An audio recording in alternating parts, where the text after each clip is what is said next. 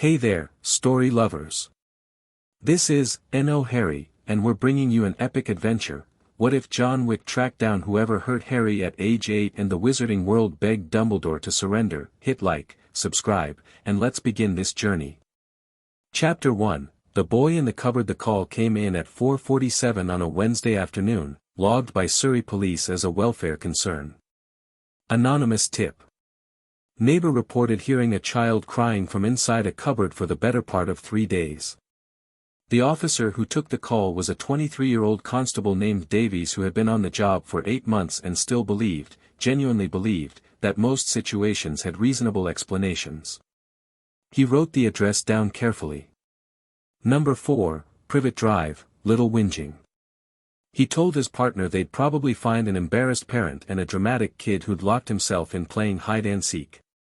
His partner, 15 years on the force, said nothing and drove faster. John Wick was on Privet Drive for a reason that had nothing to do with children. He was there because a man named Gerald Hoffman owed a debt to the Continental's London branch, and Winston had asked John, not as a job, just as a favor between men who understood each other, to remind Hoffman of the terms. Hoffman lived at number 12. John had parked his rental car, a forgettable grey Audi, at the end of the street and was walking the pavement with his hands in his jacket pockets, cataloguing the neighborhood the way he catalogued everything. Exits. Sightlines. Which houses had dogs? Which had security cameras pointed at angles that suggested paranoia rather than genuine deterrence? It was the kind of street that tried very hard to look like nothing ever happened here. He was 3 houses from Hoffman's when the police car turned in. John stopped walking. Not obviously, he shifted to examine something non-existent on his phone, and turned slightly, and watched. The 2 officers went to number 4. Knocked. A large man answered, red-faced and already defensive before either officer opened their mouth, which was itself a kind of answer. John could read the geometry of the conversation from 30 meters away. The officer named Davies was doing the talking. The large man's wife had appeared in the doorway behind him, wringing her hands, pale in a way that suggested she'd been pale for some time. There was a teenage boy visible through the front window, watching from the sitting room with an expression of detached curiosity that John found immediately wrong. Most teenagers, when police came to the door, looked alarmed. This boy looked like he was watching television. John waited. 7 minutes later, Davies came out of the house carrying a child. The child was small. Even for 8, he was undersized, which John only recognized because he'd spent 20 years noticing the specifics of human bodies, their dimensions, their damage, their history written in posture and movement. The boy was limp, not unconscious but exhausted in a way that went past sleep, and he was wrapped in Davies' high-visibility jacket because whatever he'd been wearing before wasn't enough to be called clothing. John could see, even from this distance, the yellow-green of old bruising on the boy's legs. Could see the way the boy's head hung against Davies' shoulder with the particular dead weight of a child who had learned not to expect to be caught. The boy's glasses were held together with tape. One lens was cracked. Davies was saying something into his radio. His partner had gone back into the house, and from number 4 came the beginning of raised voices. The large man's voice, specifically, loud and indignant and trying to get louder. John put his phone in his pocket. He did not complete the job at number 12 that evening. He sat in the grey Audi at the end of the street and watched Davies put the boy into the back seat of the police car with a gentleness that spoke well of him. Watched the boy look up at the house, not at the police car, not at Davies, but at the house, at the small rectangular vent near the base of the front wall, and the expression on the boy's face was not hatred or grief or even fear. It was something more hollowed out than that. Something that had been all of those things for so long it had smoothed itself flat. John had seen that expression before. He'd seen it on men coming out of very bad situations. He'd seen it, briefly, in mirrors. He followed the police car to the hospital. He didn't have a plan. That was the unusual part. John Wick always had a plan, or at minimum a direction, but he sat in the hospital car park for 40 minutes simply because leaving felt like the wrong thing and he couldn't articulate why in any terms that would have satisfied a reasonable person. He went in through A&E and found, with no particular difficulty, a vantage point near the children's ward where he could see without being visible. Davies was still there, sitting outside a room with his elbows on his knees, talking quietly to a woman in a lanyard who John identified as a social worker from the clipboard and the particular quality of her exhaustion. A doctor came and went. Nurses. Through the small window in the door John could see the boy sitting upright in the hospital bed, cleaned up now, wearing a hospital gown, picking at the edge of the bandage on his left forearm with the focused concentration of someone who needed something small to control. The room was a children's ward, so there were cartoon animals painted on the walls and a mobile above the bed, and the boy looked at none of it. He looked at the door. He had green eyes. Startlingly green, visible even through the cracked lens of his glasses, which someone had placed on the bedside table. He looked at the door the way someone looks at a door when they have learned that what comes through it is usually bad. Not with fear. With readiness. John Wick sat down in a plastic chair in the corridor and thought about Helen. He thought about the way she used to say that the world was not as dark as he believed it was. That there were still things worth protecting. He'd never argued with her, not because he agreed but because she made him want to. She had that quality, Helen, she made wanting to believe feel possible. She'd been dead for 6 months. He'd spent most of those 6 months trying to find reasons to keep doing what he was doing, and not finding them, and doing it anyway because stopping felt like a decision he didn't have the right to make yet. He stayed at the hospital until visiting hours ended and they asked him politely to leave. He gave a name, not his name, to the nurse at the desk and said he was a family friend.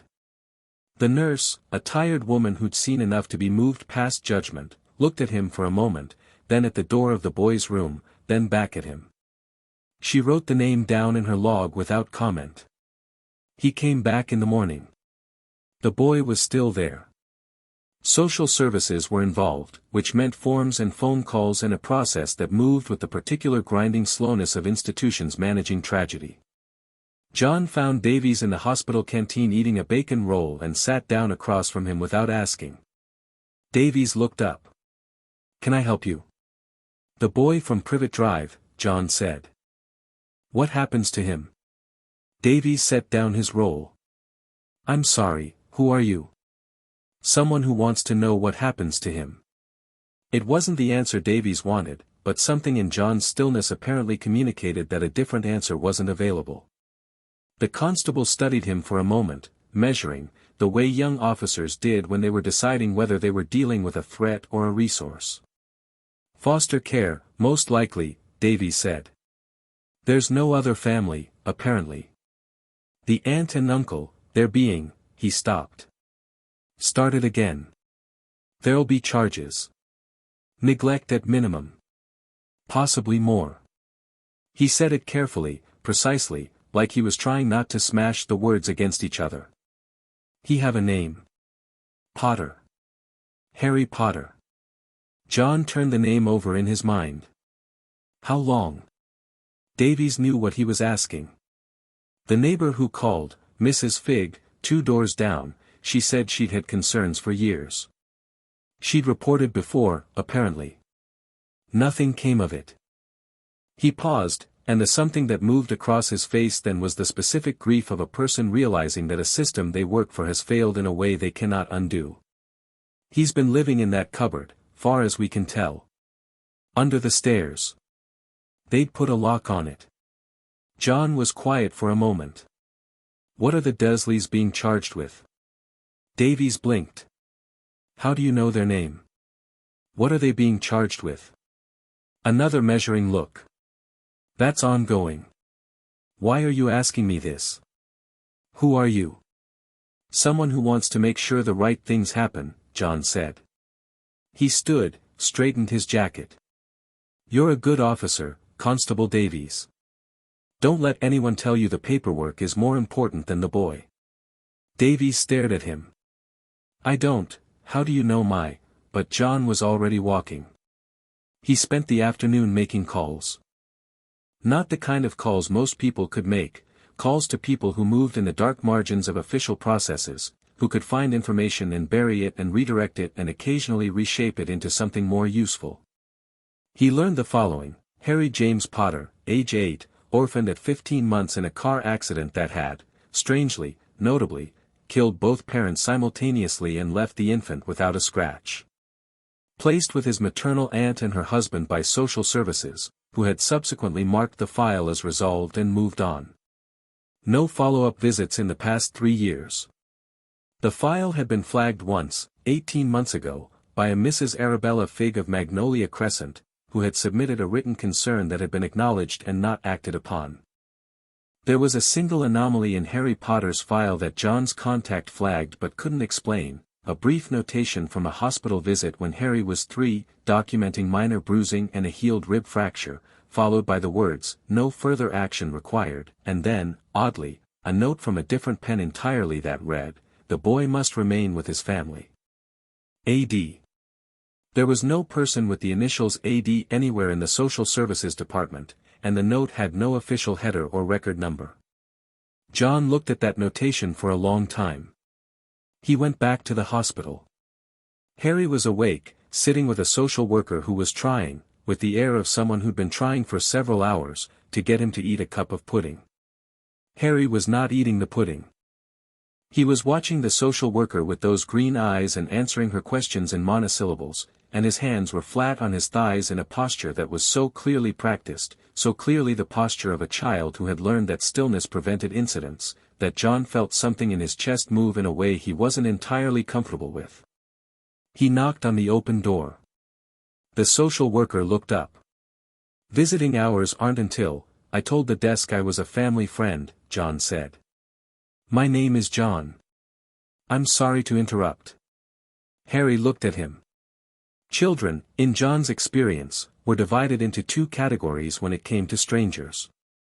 The majority shrank back, hid behind parents, performed the wariness they'd been taught. The minority, the ones who'd learned early that the nearest adult was not necessarily safe, looked at strangers with a flat, assessing directness that most adults found unsettling. Harry Potter looked at him with that directness, and John met it without looking away. "Do you know me?" Harry asked. "No," John said. "I saw what happened yesterday. I wanted to make sure you were all right." Harry considered this. "I'm all right," he said. "Are you hungry?" A pause. Something shifted behind those green eyes, something that might have been want, quickly suppressed.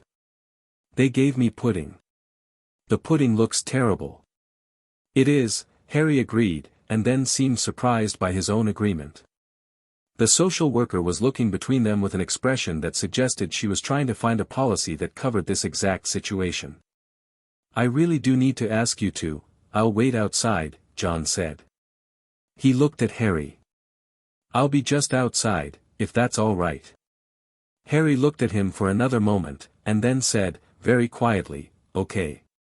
John sat in the plastic chair in the corridor and did not interrogate the feeling in his chest. He had gotten very good, in the months since Helen, at not interrogating feelings. He had learned that interrogation led to understanding, and understanding sometimes led to paralysis, and he could not afford paralysis. So he sat in the chair, and he was simply present, and when the social worker came out 40 minutes later with her clipboard he was still there. She stopped in front of him. "Who are you?" "John Wick." She looked at him the way people sometimes did when they couldn't decide if they'd heard that name somewhere. "And you knew the family?" "I knew the situation," John said, which was true enough. "What happens to him now?" "Foster care." She said it with the practiced neutral tone of someone who had learned not to editorialize. "There are no other relatives. We're in the process of identifying appropriate placement." "How long does that take?" "These things can take, how long?" John said, not unkindly. She looked at him again. "Weeks, potentially. He'll be in emergency placement first, then, he can come with me." The words arrived with almost as much surprise for John as they did for her. She stared at him. "I'm sorry. John considered what he was doing. He considered it calmly, the way he considered most significant decisions, not with hesitation but with the particular clarity that came from understanding exactly what a decision was going to cost. He would need to go through channels. He would need to clean his history, which was possible, which Winston had done before for other reasons. He would need a house with more than one bedroom. He would need to figure out how to be in the same space as a child without being a danger to that child, which was the part that gave him the longest pause. He thought about the small hands flat on the small thighs. He thought about the way Harry had looked at the door of that house, not with hatred, but with readiness.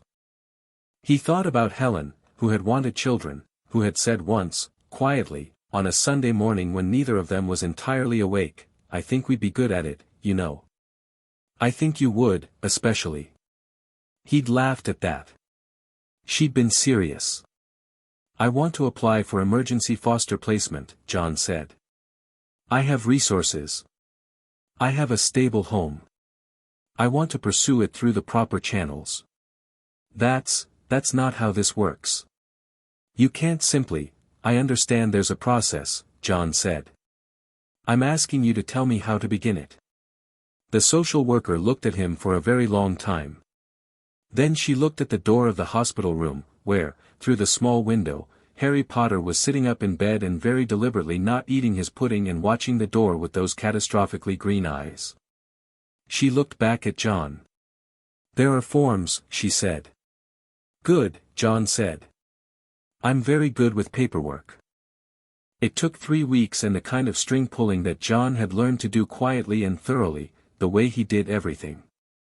Winston helped, not asked, just told, and Winston, who had known John long enough to understand when something was not up for discussion, made certain calls and ensured that John Wick's public record was the record of a man named Jonathan Wick who worked in private security consulting and had a clean background and a property in rural Scotland and no criminal history worth mentioning. The Dursleys were another matter. Vernon Dursley was arrested on charges of child neglect and child cruelty. The evidence Davies had collected was thorough, John had made sure of it, through channels Davies would never trace back to him. The photographs. The medical records. The testimony of Mrs.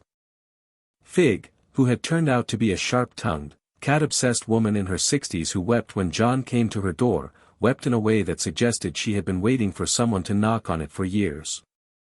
"I tried," she said. "I told them. I tried so many times." "I know," John said. "He's a good boy," she said. "He's always been a good boy. They never let him just be a child." She pressed her lips together. "Will he be all right?" "Yes," John said, and he meant it the way he meant very few things, absolutely, without qualification, as a statement of intent. Mrs. Figg looked at him. "Who are you?" "A family friend," John said. "One of them, anyway." The Dursleys received their charges. Vernon's solicitor was aggressive and well-paid and would, under normal circumstances, have been moderately effective. Under these circumstances, John made certain that every piece of evidence was airtight, every witness statement corroborated, every potential avenue of dismissal quietly closed before it was opened. He did not touch the legal process directly. He simply ensured that the legal process had everything it needed to work correctly. Vernon Dursley was convicted of child cruelty and sentenced to 18 months. Petunia received a suspended sentence and community service. The house on Privet Drive was sold to cover legal costs. John attended neither hearing. He was in Scotland, finishing a renovation to the east wing of a farmhouse he'd purchased outside a small town near the Cairngorms. It had taken him 2 weeks. He'd done most of the work himself, which surprised the contractor he'd hired for the electrical, a taciturn Scotsman named Callum who seemed to have decided that if a man wanted to plaster his own walls at 11 o'clock at night, that was the man's business.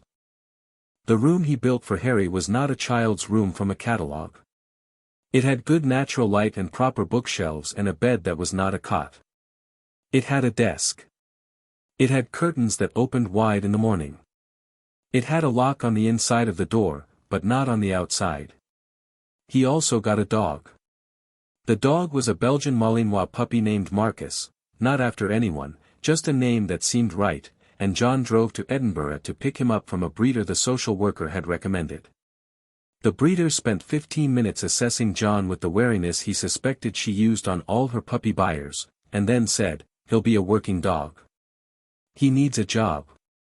"What do you do?" "Private security," John said. "Right," she said, looking at Marcus, who had already identified John as the person worth paying attention to and was sitting at his feet with a focused alertness that made her laugh. "He's chosen you, anyway. That's something." John drove back from Edinburgh with Marcus in the back seat and felt, for the first time in 6 months, that he was moving towards something rather than away. Harry was delivered to the farmhouse on a grey Tuesday morning by the social worker. Her name was Caroline, and she had been involved in every step of the process, and she had looked at John with a mixture of skepticism and resigned hope that he had come to recognize and respect. She'd done her job rigorously. He respected rigorous people. Harry arrived with a single bag. It held 3 items of clothing, a library book, overdue, and a small, smooth stone that Harry held in his left hand throughout the entire drive. He stood in the entrance of the farmhouse and looked at it with the assessing eyes of someone who has learned not to believe in good things until they've proven themselves. "It's your house now, too," John said. "As long as you want it." Harry looked at him. "You don't know me," he said. It wasn't hostile. It was a statement of fact, offered carefully. "No," John agreed. "But I'd like to." Marcus chose that moment to come barreling in from the kitchen, a loose-limbed tangle of puppy energy that didn't slow down at the sight of strangers and launched himself directly at Harry with the full conviction that this was the correct response to new humans. Harry caught him. Purely on instinct, stumbling back a step, and then Marcus was licking his face and Harry was laughing. It was a startled sound, rusty at the edges, like something that hadn't been used in a long time. He sat down on the floor of the entrance hall with Marcus climbing all over him and laughed, and John stood very still and did not say anything, and thought about Helen, and thought about how she had always been right about the things that mattered. Caroline the social worker made a small noise. John glanced at her. She was writing something on her clipboard with great attention. "I'll be back for the first check-in," she said. 3 weeks. "We'll be here," John said. She left. John looked down at Harry, who had gotten Marcus calmed down to a lean against his side and was looking up at John with those green eyes, the laughter fading to something quieter and more careful. "What's his name?" Harry asked. "Marcus." "Why Marcus?" It seemed right. Harry turned back to the dog, scratched behind his ears. "It does, actually," he decided. John carried Harry's bag to the room upstairs. It took Harry 3 days to stop waiting for the consequences. John noticed it, noticed the way Harry ate carefully, not fast, as if eating too quickly might invite attention. Noticed the way he made himself small in rooms. Noticed the way he woke at 4 in the morning with a sound that wasn't quite a cry and went quiet immediately, trained into silence. John didn't make it into a moment. He simply left a glass of water outside Harry's door each night before he went to bed. Just in case. The first week, Harry found the glass every morning and didn't say anything about it. The second week, John came downstairs one morning to find a second glass of water outside his own bedroom door. He picked it up and brought it downstairs and drank it at the kitchen table, and Harry was already there with Marcus and his library book, and he looked up when John came in, and there was something very slight and very careful in his expression, something that was almost a question. "Thank you," John said. Harry looked back at his book. "You're welcome," he said, as if he'd been saying it his whole life. He hadn't, John knew. But he would. Hoffman, eventually, was dealt with. John went back to London for a single afternoon, had a conversation with Hoffman that was not violent but was clearly understood by Hoffman as a description of what violent would look like, and returned to Scotland by evening. He told Winston the favor was complete. Winston asked no questions, which was one of the things John appreciated about Winston. I hear you've taken in a ward, Winston said. Word travels. It tends to, in our world. A pause, and in the pause was the complex affection of a man who had known John for a very long time and had long since given up trying to predict him. The boy who was hurt. Yes. John. Another pause. You understand what this means. In terms of your life. Your particular life. Yes. You'd need to be, I know what I'd need to be. Silence on the line. Winston was thinking. John waited. All right, Winston said finally. Then I'll make certain your record holds. And John, the warmth in his voice was brief but genuine, she would have liked this. John was quiet for a moment. I know, he said. He drove home through the Cairngorms with the windows down and the cold air coming in and the last of the Scottish summer finally giving way to autumn, the hills going gold and red, and when he got back to the farmhouse Harry was asleep in the sitting room with Marcus on his feet and the library book open on his chest, and John closed the door quietly and let him sleep. In the morning he would start teaching him things. Not yet the things John Wick knew how to teach, that would come later, would come gradually, would come because the world Harry lived in would require it and because John would not send him into that world without every tool available. For now, just the foundational things. How to pay attention. How to breathe through fear. How to understand that the world is neither as safe as it pretends to be nor as hopeless as it sometimes feels. For now, just that it was possible to be somewhere and have it be safe. John made tea. He sat at the kitchen table with Marcus at his feet. Marcus had made a quick and thorough assessment of where he stood in this house and concluded that John was pack leader, Harry was pack, and any threat to either was his problem, and watched the sun come up over the hills, and felt something he hadn't felt in 6 months. Not happiness, exactly. He was not certain he was capable of happiness right now. But purpose. Solid and specific and real. The boy upstairs had green eyes and a borrowed voice and hands that had learned to be still. He deserved more than what had been given him. He deserved everything John could figure out how to give, and John was going to figure it out if it took the rest of his life, which it very possibly might. From upstairs came the sound of movement. Small feet on floorboards. A door opening. Marcus lifted his head, ears forward, tail beginning its slow helicopter rotation. Harry appeared in the kitchen doorway, hair going in 6 directions, glasses slightly crooked, looking at John with those green eyes still soft with sleep. You're up early, Harry said. Always, John said. Tea. Harry thought about it. Do you have hot chocolate? John looked at him. I'll get some today. Okay.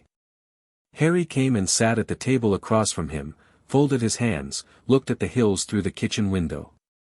It's pretty here. Yes, John said. I've never been in Scotland before. What do you think? Harry considered the hills with the careful attention he gave to all things.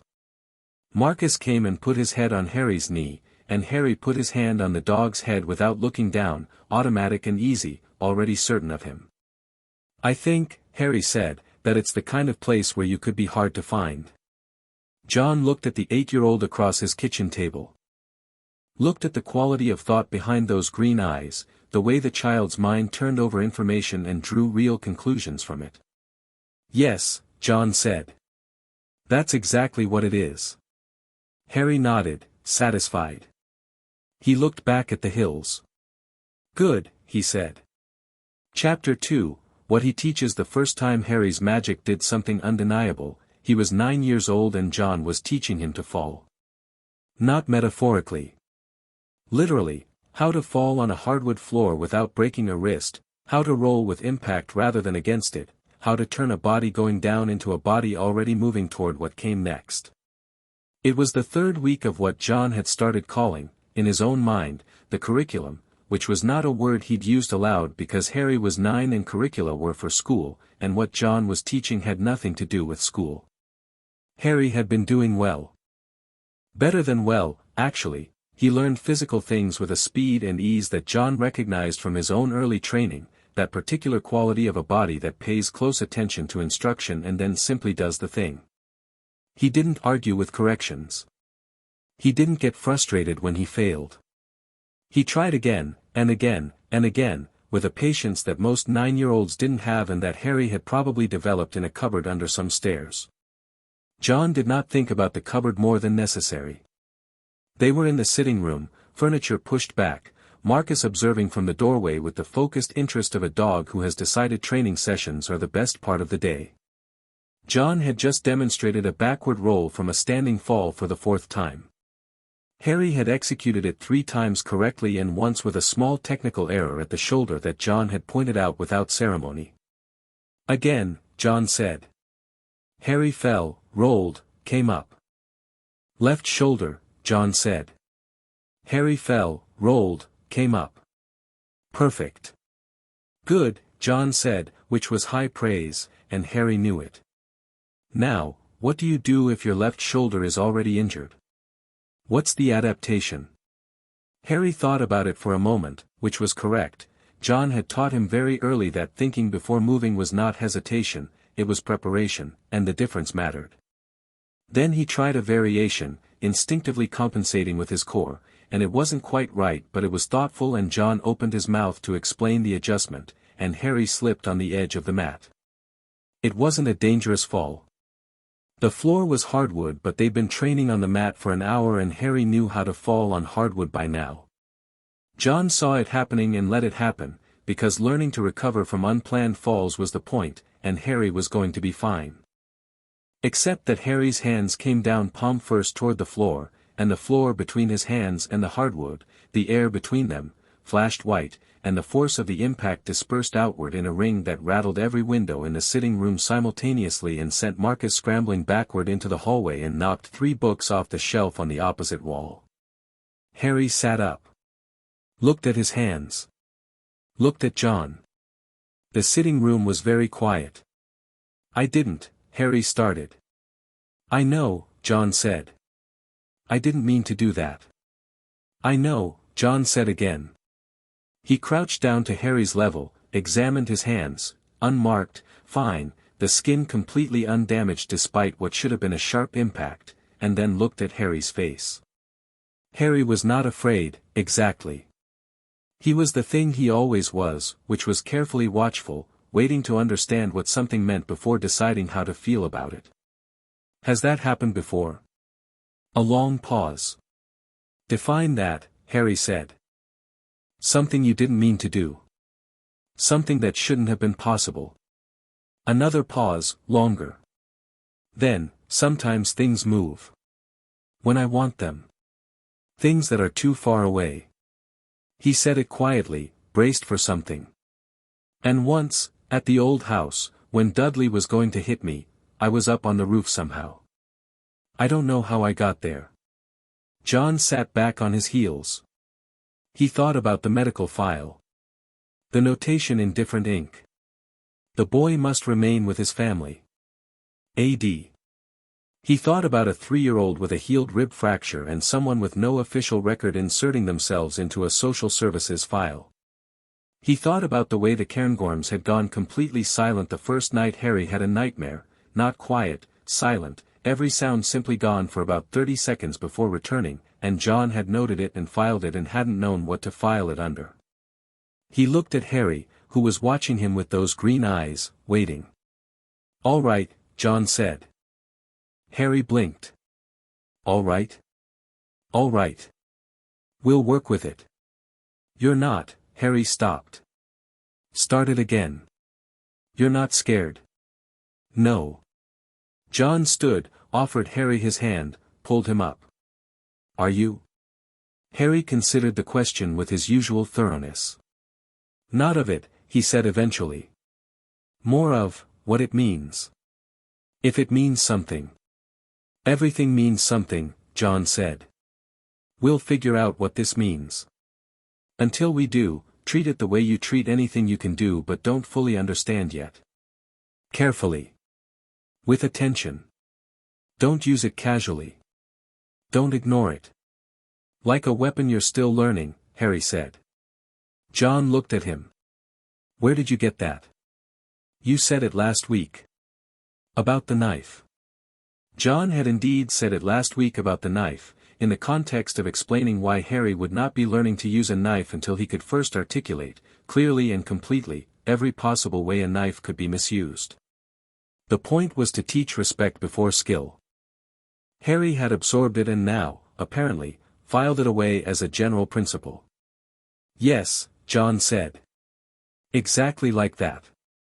Marcus came cautiously back into the room, assessed the situation, found it non-threatening, and went to lean against Harry's legs. Harry's hand dropped to the dog's head automatically. Am I strange? Harry asked. Not with distress, with genuine curiosity. Yes, John said. So am I. So is everyone worth knowing. He picked up one of the books that had fallen off the shelf, examined the spine, Meditations, Marcus Aurelius, and put it back. Get changed. We're running before lunch. How far? How far do you think you can go? Harry thought about it. 5 kilometers. 8, John said. We'll see how you feel at 5. Harry went upstairs. John stood in the sitting room for a moment, looking at the window frames where the glass was still very faintly vibrating. He thought about what he knew, which was less than he would have liked. He thought about what he needed to find out, which was more. He thought about the notation in the file, and the initials AD, and the particular character of a person who would insert themselves into a child protection case and write the boy must remain with his family about a boy living in a cupboard. He thought, whoever that person is, they're going to want the boy back eventually. He thought, they're welcome to try. He went to get his running shoes. Over the following year, John learned about magic by treating it the way he treated everything he didn't understand, with methodical, unrelenting curiosity. He ordered every book he could find that touched on the subject, starting with folklore and mythology and working inward toward whatever genuine information existed in the spaces between, which was less organized than he'd have preferred.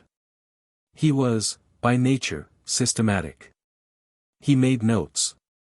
He cross-referenced. He also watched Harry. The magic was, he determined, emotional in its triggers. Not exclusively, Harry could sometimes invoke it deliberately, in small ways, by the time he was 9.5, but the involuntary manifestations correlated clearly with strong feeling. Anger, fear, and that particular fierce protectiveness that Harry had, John noticed, only in relation to Marcus and to John himself. When Callum the contractor's teenage son came by one afternoon and was casually cruel about Marcus, called him a vicious breed, shouldn't be kept around children, every light in the house blew out simultaneously. The teenager left. Harry stood in the kitchen with his jaw set and his hands very still. I know, Harry said, before John could say anything. Control, John said. That's all. Not suppression. Control. There's a difference. All the difference. He pulled out a chair at the kitchen table, sat. Suppression is holding it down until it erupts. Control is knowing exactly when and how to let it out. One is a dam. The other is a gate. Harry sat down across from him. How do you do it? John was quiet for a moment. How did he do it? He thought about the answer carefully, because Harry was 10 now and deserved real answers, not comfortable ones. I don't always, he said. There are things that still get through. But I know what they are. I know what sets them off. Knowing it doesn't prevent it, but it gives you a fraction of a second before you respond. That fraction is enough, most of the time. What still gets through? Harry asked. Injustice, John said, after a pause. Cruelty to people who can't protect themselves. He held Harry's gaze. You. Harry was quiet for a moment. Something moved across his face, not embarrassment, not exactly, but the expression of a child who has learned to be very careful about how much he lets himself want things, and is in the process of learning that some things are safe to want. Okay, Harry said quietly. Okay, John said. Lights. Harry looked at the light fixtures. Concentrated. 5 of the 7 blue bulbs came back on. He frowned. 2 still out, he said. Next time get all 7, John said, and stood up to get dinner started. The curriculum evolved. Running became 8 kilometers, then 12. Physical training, John had been careful about this, thoughtful, because there was a line between useful preparation and something else, something he was very conscious of not creating, became less about specific techniques and more about body awareness, endurance, and the kind of spatial intelligence that kept a person alive in unpredictable situations. Harry by age 10 was fast, genuinely fast, with the long-limbed ease of someone who'd been running on uneven terrain for a year, and he could fall from almost any position and come up moving. Languages were Harry's unexpected pleasure. John spoke 6, fluently, and had working proficiency in 4 more, and he'd started teaching Harry French and Russian essentially because they were there and Harry was curious. Harry took to them with the same methodical attention he brought to everything, and then with something more than attention, genuine enjoyment. By 10 he was reading French children's books, which he found mostly boring, and watching Russian films, which he found mostly confusing but interesting in their confusion. Why does everyone in Russian films look like they're deciding whether to cry or not? Harry asked one evening. Because they probably are, John said. Oh, Harry said, and went back to watching. Chess had become serious. John had taught Harry chess almost by accident in the first winter, as something to do on evenings when the weather closed in and Marcus was asleep and the farmhouse felt quiet in ways that could go either direction. Harry had learned the rules in a single afternoon and was beating John within 3 months, which John found more satisfying than he'd expected. He played to win against Harry every time. Harry had stopped being surprised when he won. The books were perhaps the most important thing. John had always been a reader. It was one of the things that had surprised people about him, when they were the kind of people who made assumptions, which people in his world often were. The farmhouse had a proper library now, 2 walls of a room off the sitting room, and Harry spent hours in it with Marcus and a blanket and the undivided attention he brought to everything. History, mostly. Philosophy. Natural science. He'd moved through the children's section in months and was now reading largely at adult level, which his comprehension sometimes outpaced and sometimes didn't, but he always came and asked when it didn't. What's complicit mean? Harry asked one evening, looking up from a history of the Second World War. Involved in something wrong, John said. Even if you didn't do the wrong thing yourself. Knowing it happened and not stopping it. Benefiting from it. Harry thought about this. Like the people who knew about the camps and didn't say anything. Yes. Or the people who knew about my cupboard and didn't do anything. John was very still for a moment. Yes, he said. Exactly like that. Harry looked back at his book. Is Dumbledore a real name? He asked. John's attention sharpened. Why? There's a letter. John turned. Harry was holding out a folded piece of parchment that had apparently been tucked into the back of the history book, which made no sense because John had read that book himself twice and it had not been there. It was old parchment, the kind that didn't come from a stationery shop, and the writing on it was in dark ink in a hand that was ornate and clearly accustomed to being taken seriously. Mr. Potter, we are aware of your current situation and wish you to know that your place in the wizarding world is secure. When the time is right, someone will come. Please give our regards to your guardian. A.D. John read it twice. He turned it over. Blank on the back. He held it up to the light. Nothing hidden. He looked at Harry. When did you find this? Just now. It was in the book. Harry paused. He knew about you. Does he know you? Not yet, John said. But he knows about you. Harry was watching him with those green eyes, calm and assessing. What's the wizarding world? I'm not sure of all of it, John said, honestly. But I'm starting to understand some of it. Your books, Harry said. The folklore ones. The mythology ones. He paused. You weren't reading those for interest.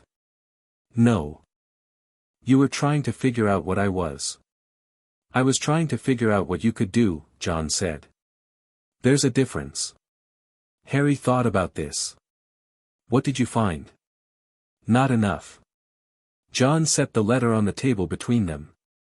But whoever wrote this has a great deal more information than I do, and has been watching us for at least a year, and hasn't introduced himself yet, which tells me something about the way he operates.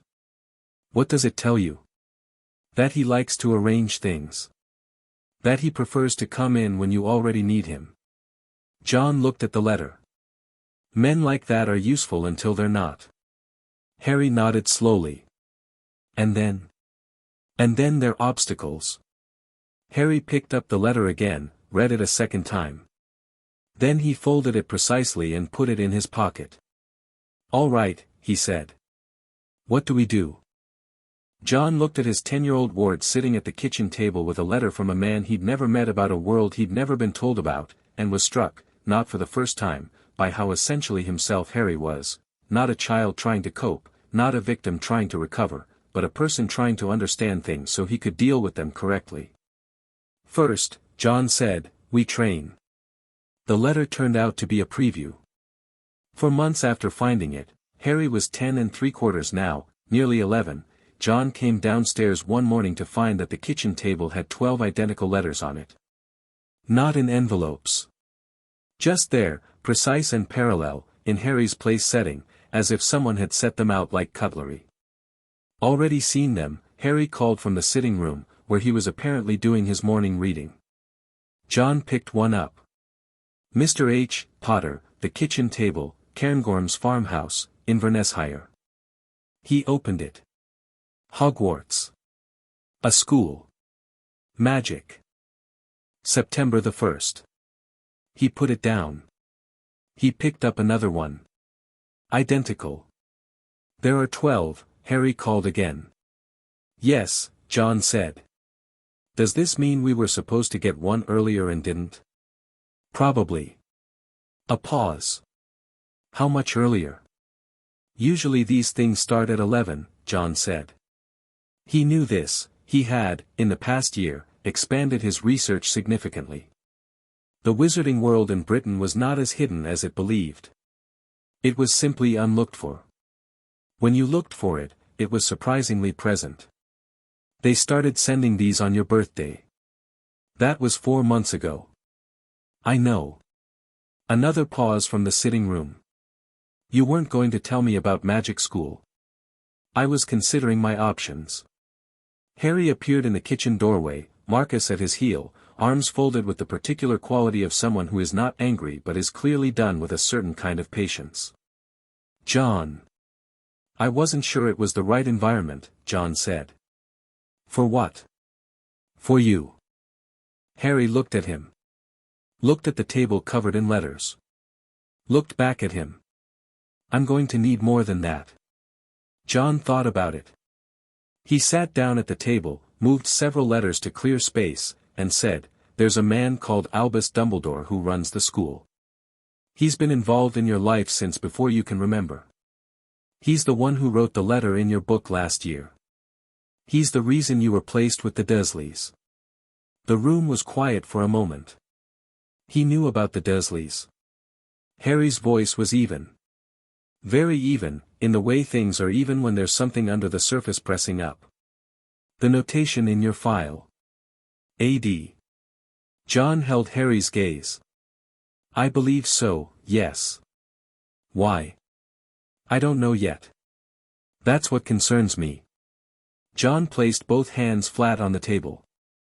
You have something people want, Harry. You have had since you were a baby, apparently. Dumbledore, I don't know if he's a danger. But I know he's someone who moves pieces on a board he thinks he controls, and I know he's been watching you for at least a year and hasn't come to the door. He sends owls, Harry said. He sends letters, John said. There's a difference. An owl arrives. A person knocks. Harry was very quiet for a moment, thinking it through. So what do we do? Not go. I didn't say that. You want me to go? I think you should have access to your inheritance, John said. You're magical. The school exists to teach you to use it. That's worth having. He paused. But we do it on our terms. What are our terms? John looked at the 11-year-old standing in his kitchen doorway with his arms folded and his chin slightly lifted, clear-eyed and ready, completely unafraid of the conversation. He thought, as he sometimes did, about the child who'd arrived at this farmhouse 2.5 years ago with 3 items of clothing and a smooth stone, and the way those same green eyes had been waiting then for consequences. They weren't waiting for consequences now. Our terms, John said, are that you know exactly who you are before you walk into any room. You know your history. You know your name. You know what you're capable of. Nobody introduces you to yourself. Nobody decides what you're supposed to be before you've decided. Harry nodded slowly. And Dumbledore? We'll deal with Dumbledore when he becomes a conversation worth having. Is that likely to be soon? The letters are going to stop working eventually, John said. After letters, people send messengers. He turned out to be right. 3 days later, while John was in the garden at dusk working through a weapon maintenance routine that he kept very deliberately low profile, and Harry was inside making dinner with the loud confidence of someone who had learned to cook in the past year and found it genuinely satisfying, there was a knock at the door. Not an owl. A knock. John was at the front door before Harry reached the kitchen doorway. He opened it. The man standing on his doorstep was enormous in all dimensions, height and width, and the sheer physical presence of him, like a tree, had grown legs and learned to look embarrassed. He had a beard that a family of small animals could have lived in comfortably. He was holding a pink umbrella that was clearly also something else. He had the expression of a man who had expected a different reception, possibly a more conventional one. "Rye," the man said. Low. "Is this, I'm looking for Harry Potter?" John said nothing. He simply looked at the man with the particular quality of attention that he had spent 30 years cultivating, not hostile, just complete, the kind of looking that communicates that nothing is being missed. The enormous man shifted his weight. His umbrella tightened in his hand. "Rubeus Hagrid," the man said, apparently deciding introduction was the right move. "Keeper of keys and grounds at Hogwarts School of Witchcraft and Wizardry. Professor Dumbledore sent me." John looked at the umbrella. Looked back at Hagrid's face, at the genuine open anxiety there, the discomfort of someone who had been sent on an errand and had found the errand more complicated than advertised. "Yes," John said. "I know." Hagrid blinked. "Yeah, you know.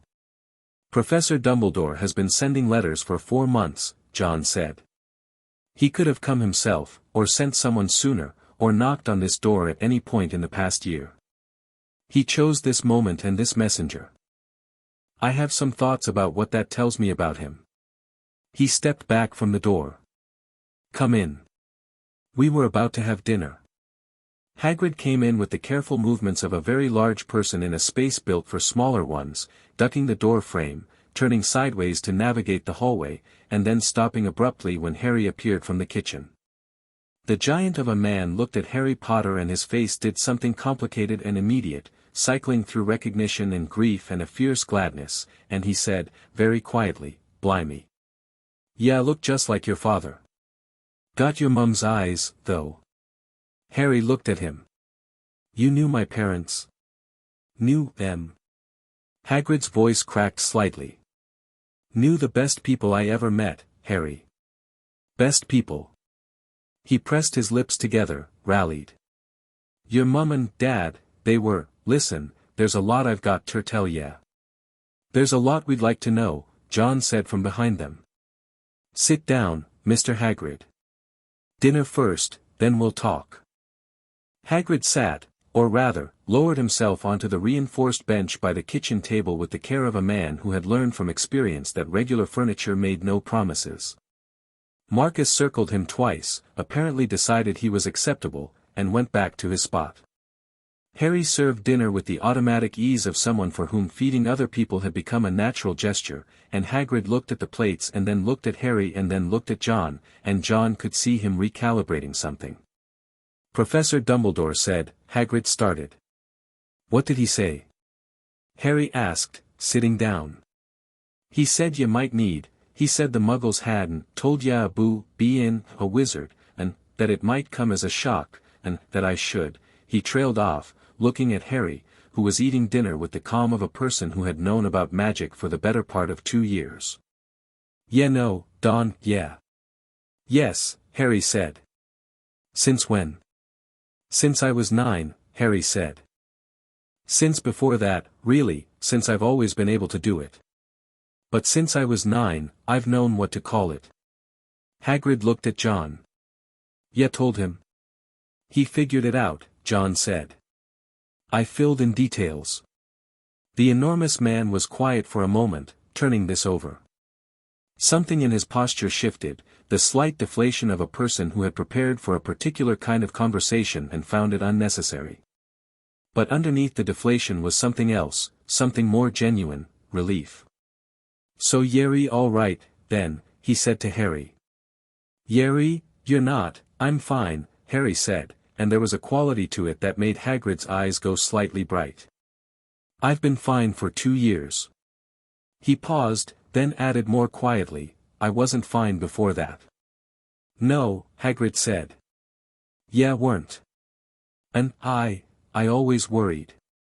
I said so. I said it weren't right, but Dumbledore, he stopped. But Dumbledore what? John asked. Hagrid looked at his plate. He had his reasons, he said, and the words came out like he'd said them to himself many times before, like they were a thing he'd been told and not quite ever fully believed. John filed that. Tell us about Hogwarts, he said. And Hagrid told them.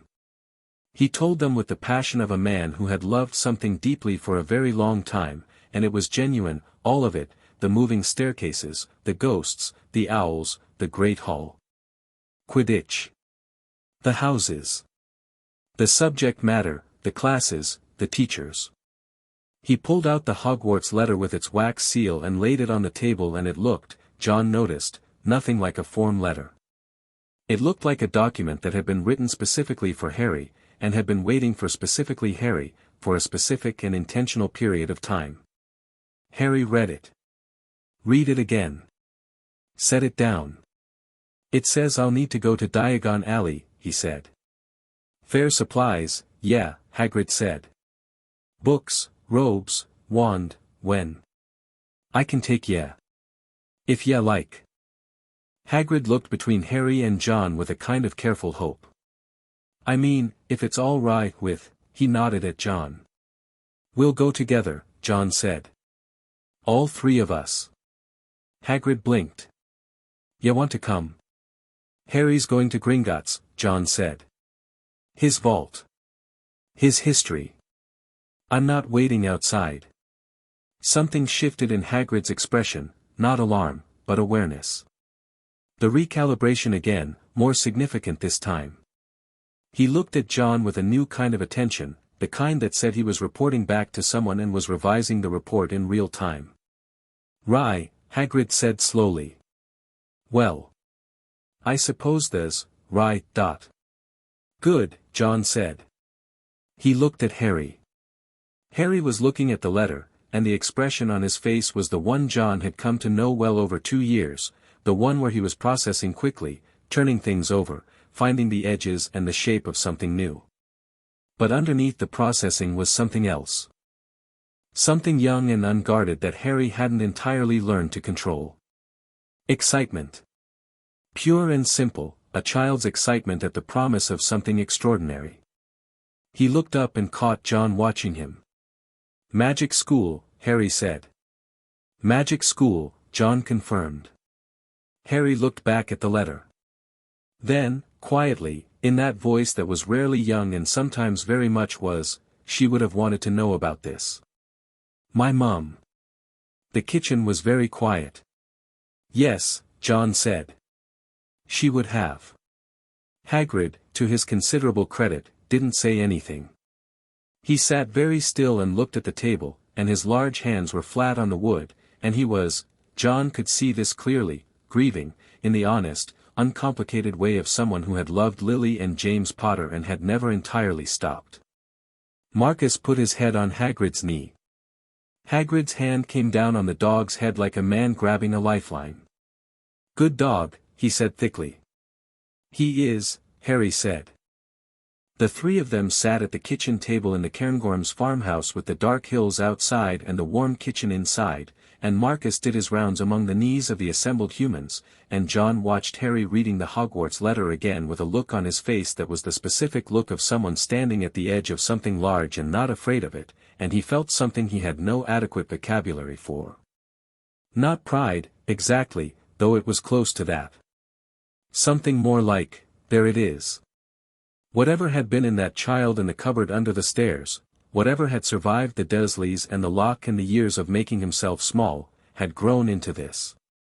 Had grown into a boy who sat at a kitchen table and looked at a door to a new world and said, "What do we do?" and meant it as a question about strategy, not survival. John thought, whoever AD is, he's going to be surprised. He thought, good. Outside, the Cairngorms were dark and vast and completely indifferent to the plans of men who believed they controlled the pieces on their boards. Inside, Harry Potter folded the letter from Hogwarts and put it in his pocket, next to the first letter, and looked at John, and said, "Tomorrow?" "Tomorrow," John said. "I'll need new robes," Harry said, very practically. "Yes. And a wand." He considered. "I wonder if it's anything like a knife." "Probably not," John said. "Still," Harry said. "Principles." "Principles," John agreed. Hagrid looked between them with the expression of a man who had come prepared to deliver a revelation and had instead arrived at the middle of something that was already well underway, something that was running on its own momentum in its own direction, and was now trying to figure out whether he'd been sent on the right errand at all. He had been sent on Dumbledore's errand.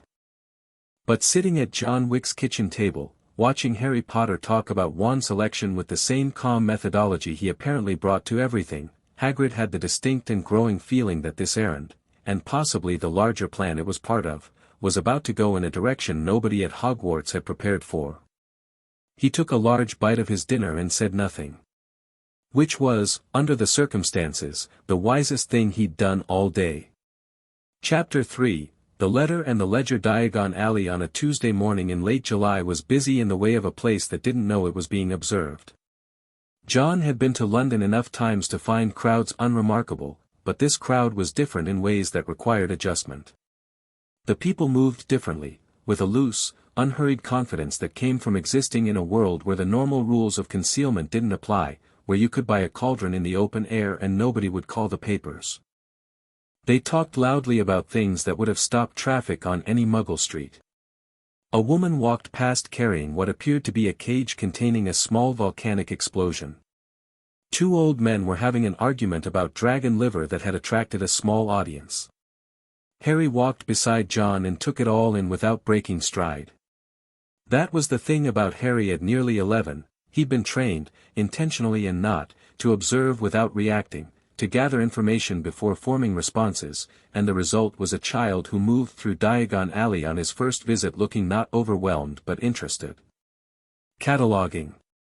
John caught him marking exits, which he'd picked up and apparently kept as a habit without being told to. Hagrid walked ahead of them, enormous and familiar and clearly beloved. People called out to him from stalls, waved from doorways, and he responded to all of it with the warm amplitude of a man who moved through the world taking up exactly as much space as he needed and feeling good about it. John watched the way people's eyes slid past Hagrid to Harry, and then the recognition that moved across their faces, and the way they nudged each other. "They know who I am," Harry said quietly. He wasn't asking. "Yes," John said. "All of them?" "Most of them, apparently." He watched a witch across the street grab her companion's arm and point. "You're famous here." Harry processed this with the same thoroughness he processed everything. "Why?" "That," John said, "is a conversation we're having at Gringotts." Hagrid had led them through the leaky cauldron's back entrance, through the brick wall that opened like a set of lungs, and into the alley proper, and now he was steering them toward a white building at the far end of the street that John had already identified as the bank. It looked, from the outside, like a building that had decided to be taken seriously and had committed completely to the decision.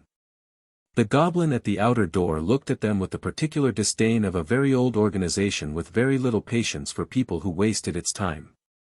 "Mornin'," Hagrid said to the goblin, who did not reply. Inside, the entrance hall was marble and high-ceilinged and full of the particular low noise of financial institutions the world over, the scratch of pens, the weight of numbers, the ambient hum of transactions that mattered more to some people than their own heartbeats. The goblins behind the counters moved with the efficiency of people who had been doing this for centuries, which they had. "We'll need two things," John said to Hagrid, quietly, before they reached the counter. "Harry's vault, and his records." Hagrid blinked. "Records?" "Every transaction, every document, every legal instrument associated with the Potter accounts and estate since the death of James and Lily Potter." He kept his voice level. "Everything.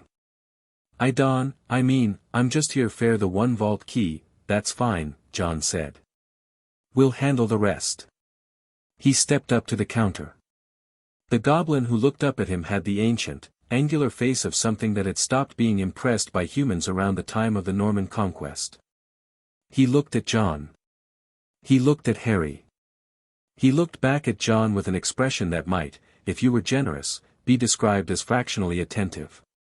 "Harry Potter," John said. "He's here to access his vault and to request a full accounting of the Potter estate. All documents, all transactions, all contracts and instruments executed on behalf of the Potter line since October 1981. The goblin, his nameplate read Ragnarok, looked at Harry. "You are Harry Potter?" "Yes," Harry said. "Vault key?" "We don't have it," John said. The key was apparently held by someone other than Mr. Potter's guardian. "We'd like a replacement issued, and we'd like to know who currently holds the original." There was a pause. Ragnarok's eyes, which were the color of old bronze, moved from Harry to John with a new quality of attention. "That is an unusual request." "It's a straightforward one," John said.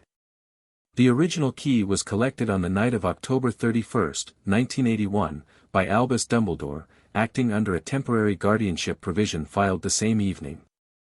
The statement landed in the space between them. Harry didn't react visibly, a small still quality came over him, the gate coming down, but John caught it.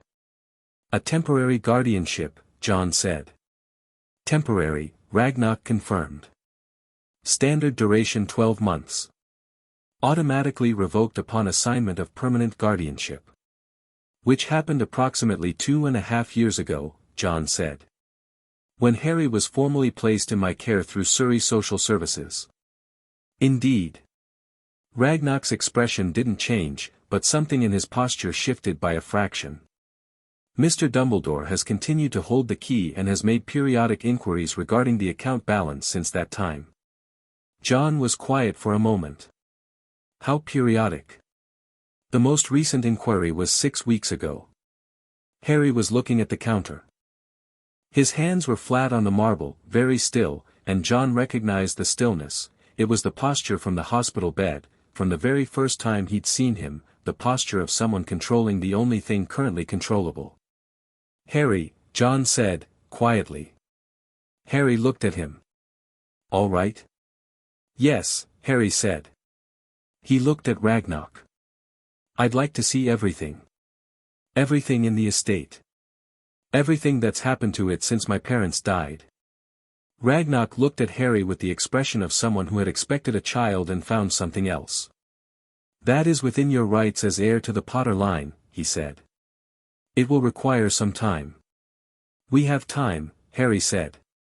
Ragnarok called for another goblin, who led them, not through the main vault corridors but through a side passage, into a room that had clearly been used for the serious kind of banking that didn't happen at the public counters. There was a table, papers, and 3 ledgers. The goblin placed them without ceremony and withdrew. John opened the first ledger. The accounting was detailed and, once he understood the notation system, which took him about 4 minutes, deeply informative. The Potter estate at the time of James and Lily's death had been substantial. Old money, wizarding money, accumulated over generations, and in addition to the monetary accounts there were properties, investments, and several holdings John didn't have immediate context for. What was immediately clear was that the estate was significantly smaller now than it had been in October 1981. Not dramatically smaller. Not looted. But adjusted, over time, in increments that individually looked like administrative fees, legal costs, maintenance allocations. He turned pages. Harry was reading the third ledger, having started it while John was still working through the notation system. His reading speed, always quick, had been consistently improving for 2 years. He was turning pages steadily, quietly. "There's a property," Harry said. "Godric's Hollow. It's listed as, maintained. But not occupied." He looked up. "That's where they died." "My parents." "Yes," John said. "It's still mine." "Yes." Harry looked back at the ledger. Turned another page. His expression didn't change, but something around his eyes did. "There's a note here," he said. "About a will."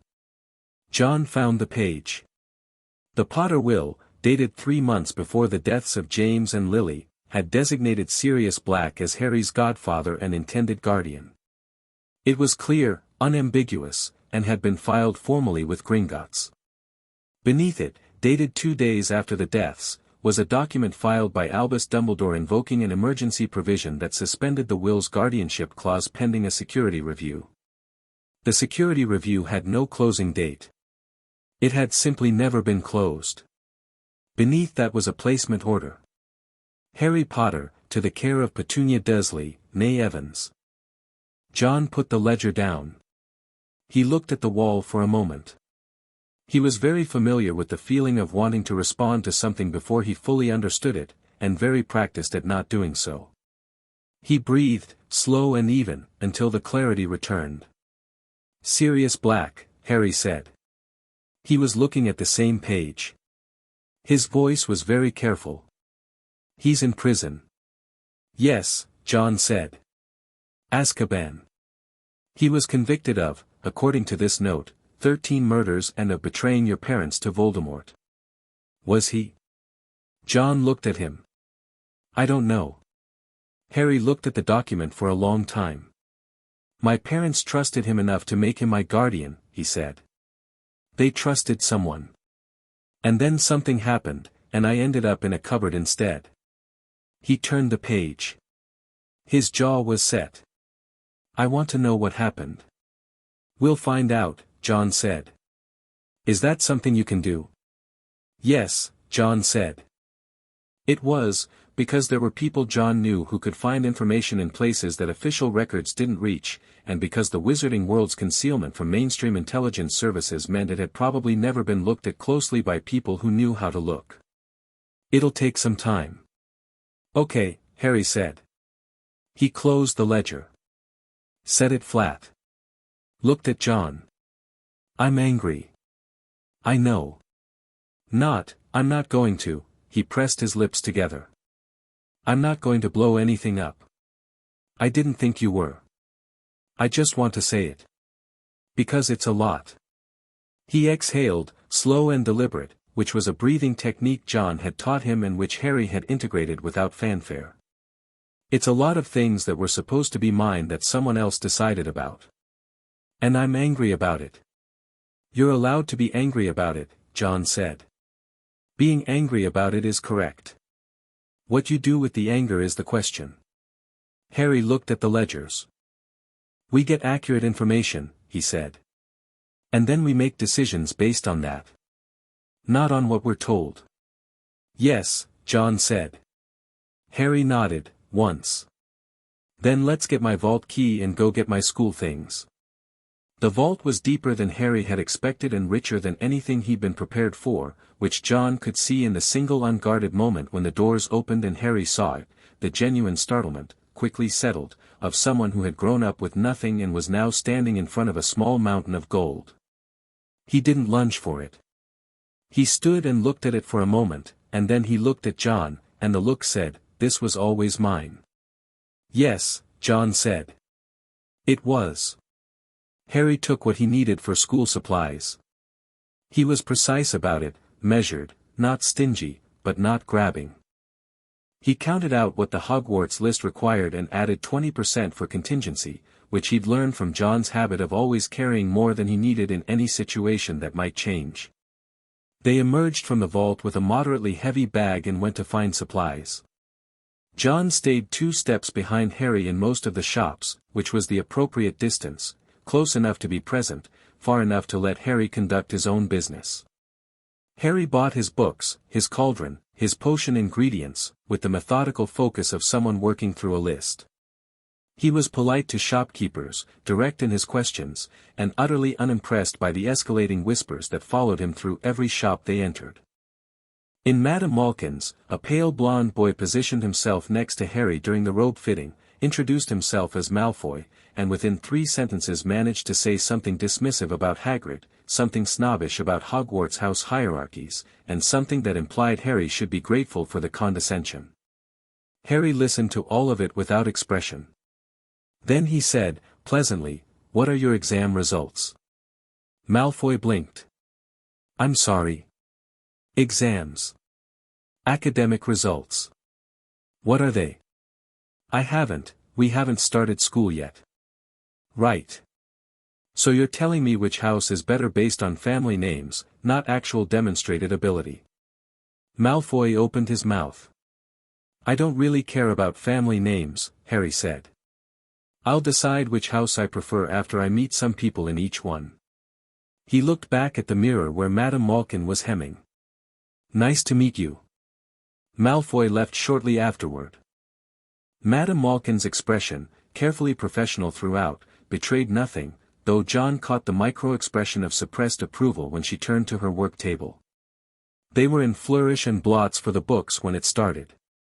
Someone recognized Harry, not the accumulated whispers of the alley, but an actual recognition, loud and sudden. A boy about Harry's age said it's Harry Potter at carrying volume, and the resulting ripple effect was the specific social phenomenon of a crowd that has found a focal point.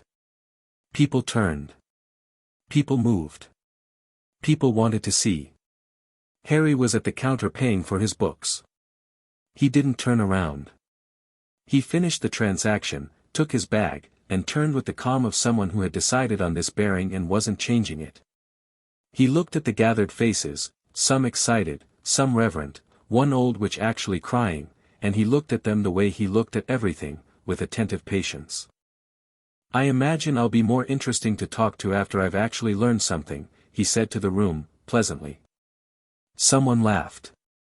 Someone else started clapping, which spread, and Harry looked briefly embarrassed by the clapping in a way he hadn't been by the attention.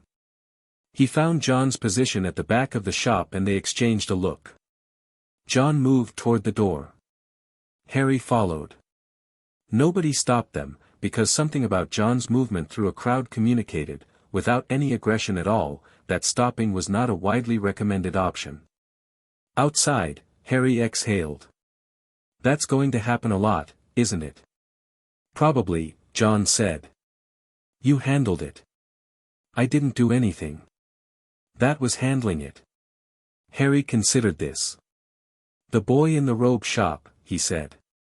"Malfoy." His father was there, at the back. Watching. John hadn't thought Harry had noticed Lucius Malfoy, who had been standing at the edge of the shop with his hands folded over a silver-headed cane and an expression of careful appraisal that he probably thought was concealed. "Yes," John said. "He wasn't there to shop," Harry said. "He was assessing." "Yes," John said. "Assessing me?" "Assessing the situation." John guided them through a gap in the foot traffic. "You're a variable, Harry. People who operate on certainties don't like variables. They come to look at variables and decide which category to put them in." "What category did he put me in?" "The one that requires more information," John said. Which is fine. Let him look. They went to Ollivander's last. The wand shop was narrow and dim and smelled of sawdust and something older than sawdust, and it was empty of other customers. Ollivander himself appeared between shelves without warning, which Harry didn't flinch at, and examined Harry with the particular bright intensity of someone whose interest in the person in front of them is genuine and specific and not entirely comfortable. "Harry Potter," Ollivander said. He had a voice like old paper. "I wondered when you'd come." "Did you?" Harry said. "I remember every wand I've ever sold, Mr. Potter. And I remember the wands that were used the night you received that scar." He glanced at Harry's forehead, where the lightning bolt was barely visible under his fringe. "Your mother's wand. 10¼ inches. Willow. Swishy. And your father's, mahogany, 11 inches, pliable, excellent for transfiguration." He paused. "And the other one?" "Voldemort's," Harry said. Ollivander looked at him with the appraising focus of someone reassessing a calculation. "Yes," he said. "Most young people find that name difficult to say." "It's a name," Harry said. "Names aren't dangerous." "No," Ollivander agreed, slowly. "No, I suppose they're not." He began moving between shelves, pulling boxes. "Let's find yours, then." It took 18 attempts. John watched from the corner, not sitting, standing, as he always stood in spaces where he didn't have a clear view of all entry points, and watched Harry work through wands with a quiet, methodical patience, trying each one, making a small testing motion, waiting for Ollivander's assessment and correction before trying the next. He didn't force them. He didn't push for a reaction. He just tried, and adjusted, and tried again. On the 19th attempt, 11 inches, holly, phoenix feather core, the reaction was immediate and unmistakable. A rush of warm light, gold and red, cascaded from the wand tip and hit the ceiling and scattered, and Harry stood holding it with a very still expression. Ollivander's bright eyes were fixed on the wand. "Curious," he said, very quietly. "Very curious." "What is?" Harry asked. "The phoenix who gave that feather gave only one other. His brother, in a manner of speaking." Ollivander looked at Harry. "It was the wand that gave you that scar." Harry looked at the wand in his hand. He turned it once, examining it, and John could see him filing that information, marking it, not reacting to it, storing it for use. "Brothers," Harry said. "In magical terms. Does that mean something for how I use it?" Ollivander blinked. He had, clearly, expected a different response to this revelation. Most people, John suspected, would have found it alarming or mystically significant and would have said so. "Not directly, no," Ollivander said, recovering. "Not in practical terms. The wand will still respond to you, clearly responds to you. The connection is, theoretical." "All right," Harry said. He made a small movement with the wand, controlled and deliberate, and a scatter of gold sparks followed the motion. He nodded. "That feels right." "You have good control," Ollivander said, and there was something in his voice beyond the professional, genuine surprise. "For an untrained, he's not untrained," John said from the corner. Ollivander looked at John. Looked at him with that same bright, assessing focus he'd applied to Harry. "No," he said slowly. "No, I suppose he isn't." John held the wandmaker's gaze without particular expression. 7 galleons, Ollivander said to Harry, after a moment, and went to write the sale in his ledger. They were almost back to the leaky cauldron when the man stepped out of a doorway. He was lean and well-dressed, silver blonde hair and a silver-tipped cane, and he positioned himself in the flow of foot traffic with the practiced ease of someone who had never in his life doubted his right to occupy space. "Mr. Potter," Lucius Malfoy said. Harry stopped.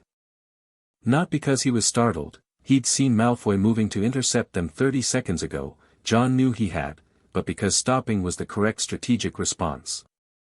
Running away was not something Harry did. Mr. Malfoy, Harry said. Lucius's attention moved briefly to John and then back to Harry, with the particular slide of someone who has made a categorization and does not intend to revisit it. I wanted to take the opportunity to offer my welcome to the wizarding world. You've been absent from it for some time. Yes, Harry said pleasantly. Your name carries a great deal of weight here, Malfoy continued, his voice smooth and pitched to suggest that what followed was simply reasonable conversation between sophisticated parties. People will have expectations of you. Hopes. It would be wise, I think, to consider carefully whose company you keep, early on. First impressions in our world can be foundational. That's useful advice, Harry said. Something shifted in Malfoy's expression. He'd expected resistance or deference, John could see, either the young rebel or the uncertain child. He'd gotten neither. He was recalibrating again. I'm glad you think so. My son Draco mentioned meeting you. I hope, your son suggested I should choose my Hogwarts house before I've met anyone in any of them, based on his family's preferences, Harry said. He said it with the same pleasantness, the same even tone. I appreciated the advice. I'm going to ignore it. He looked at Lucius Malfoy with those green eyes, direct and completely untroubled. Is there anything else? Lucius Malfoy was very still for a moment. You are, he said carefully, James Potter's son. Yes, Harry said. And Lily Potter's. I've been told she was remarkable. She was a, Malfoy stopped. The word he hadn't said hung in the air between them, the word he'd been going to say before some calculation told him not to, and Harry looked at the gap where the word had almost been and let it sit there. Good afternoon, Mr. Malfoy, Harry said, and walked past him. John followed.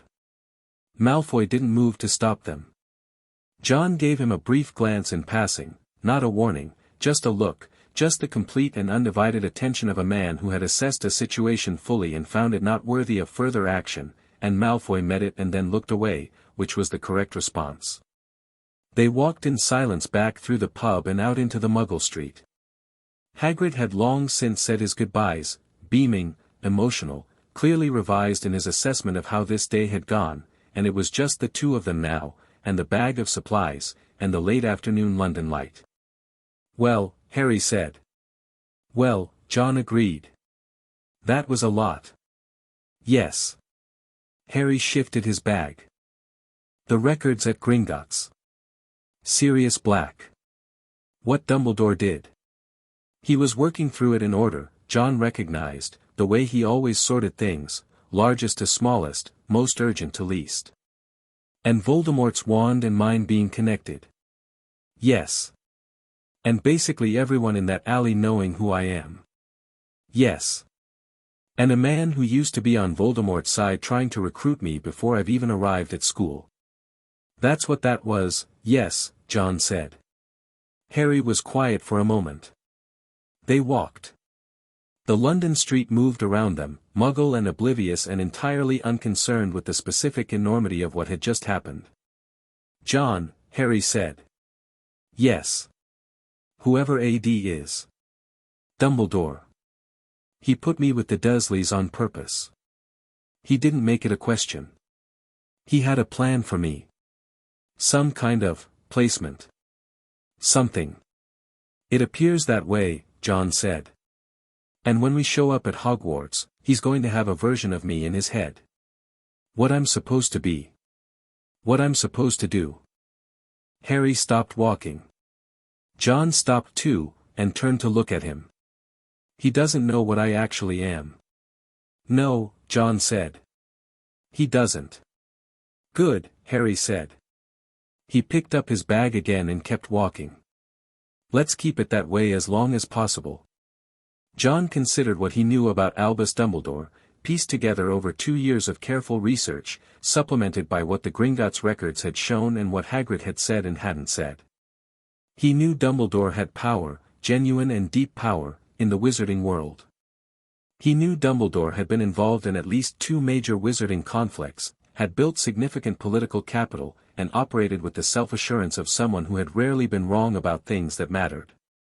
He knew Dumbledore was, by any reasonable assessment, a brilliant man with genuinely good values and a consistent willingness to sacrifice individuals for collective benefit, which was a combination John found predictable. He knew Dumbledore had not come to the door. He had sent owls, and then he had sent Hagrid, and in neither case had he come himself, which told John that Dumbledore had assessed the situation and concluded that a direct approach was not yet necessary. That he could wait and manage and position. That assumption was going to meet reality in September, and John was not in any particular hurry to correct it beforehand. "He'll want to talk to you," John said. "When school starts." "I know," Harry said. "He'll want to guide me. Shape things." "Yes. I'll listen," Harry said. "I'll be respectful. I won't tell him what I know." He glanced at John sideways. "And you'll find out about Sirius Black." "Already started," John said, which was true. He'd made the first of several calls while Harry was in Ollivanders, to a contact in London who had reached into unusual information networks, and had set the inquiry in motion. "And the will," Harry said. "If the will was never properly executed, then there are legal instruments available," John said. "Yes. Can we get Sirius Black out of prison?" "I don't know yet," John said honestly. "But I'm going to find out if he should be in prison first." Harry nodded. This was sufficient. Harry had learned, over 2 years, that John's "I don't know yet" meant "I will know, and soon," which was different from other adults' "I don't know," which generally meant the subject was closed. He trusted the distinction. They took the Underground back to Paddington and their overnight hotel. John had booked 2 nights, knowing the Gringotts records would take time, having correctly predicted that one day would not be enough. Harry sat across from John in the tube carriage with his wand in his bag and his new books under his arm and the Gringotts documents folded in his pocket, and he looked out the dark window at the rushing tunnel and was quiet for several stops. Then he said, "In the robe shop." "When Malfoy's father was at the back." "Yes," John said. "He wasn't the only one watching." Harry looked at the window reflection, which showed the carriage behind them. "There was a woman in grey robes. She came into 3 shops after us. She wasn't shopping." John had noticed her. "Ministry official," he said. "Based on the documentation she was carrying. Someone decided to have an observer." "For my safety?" Harry asked. "For their information," John said.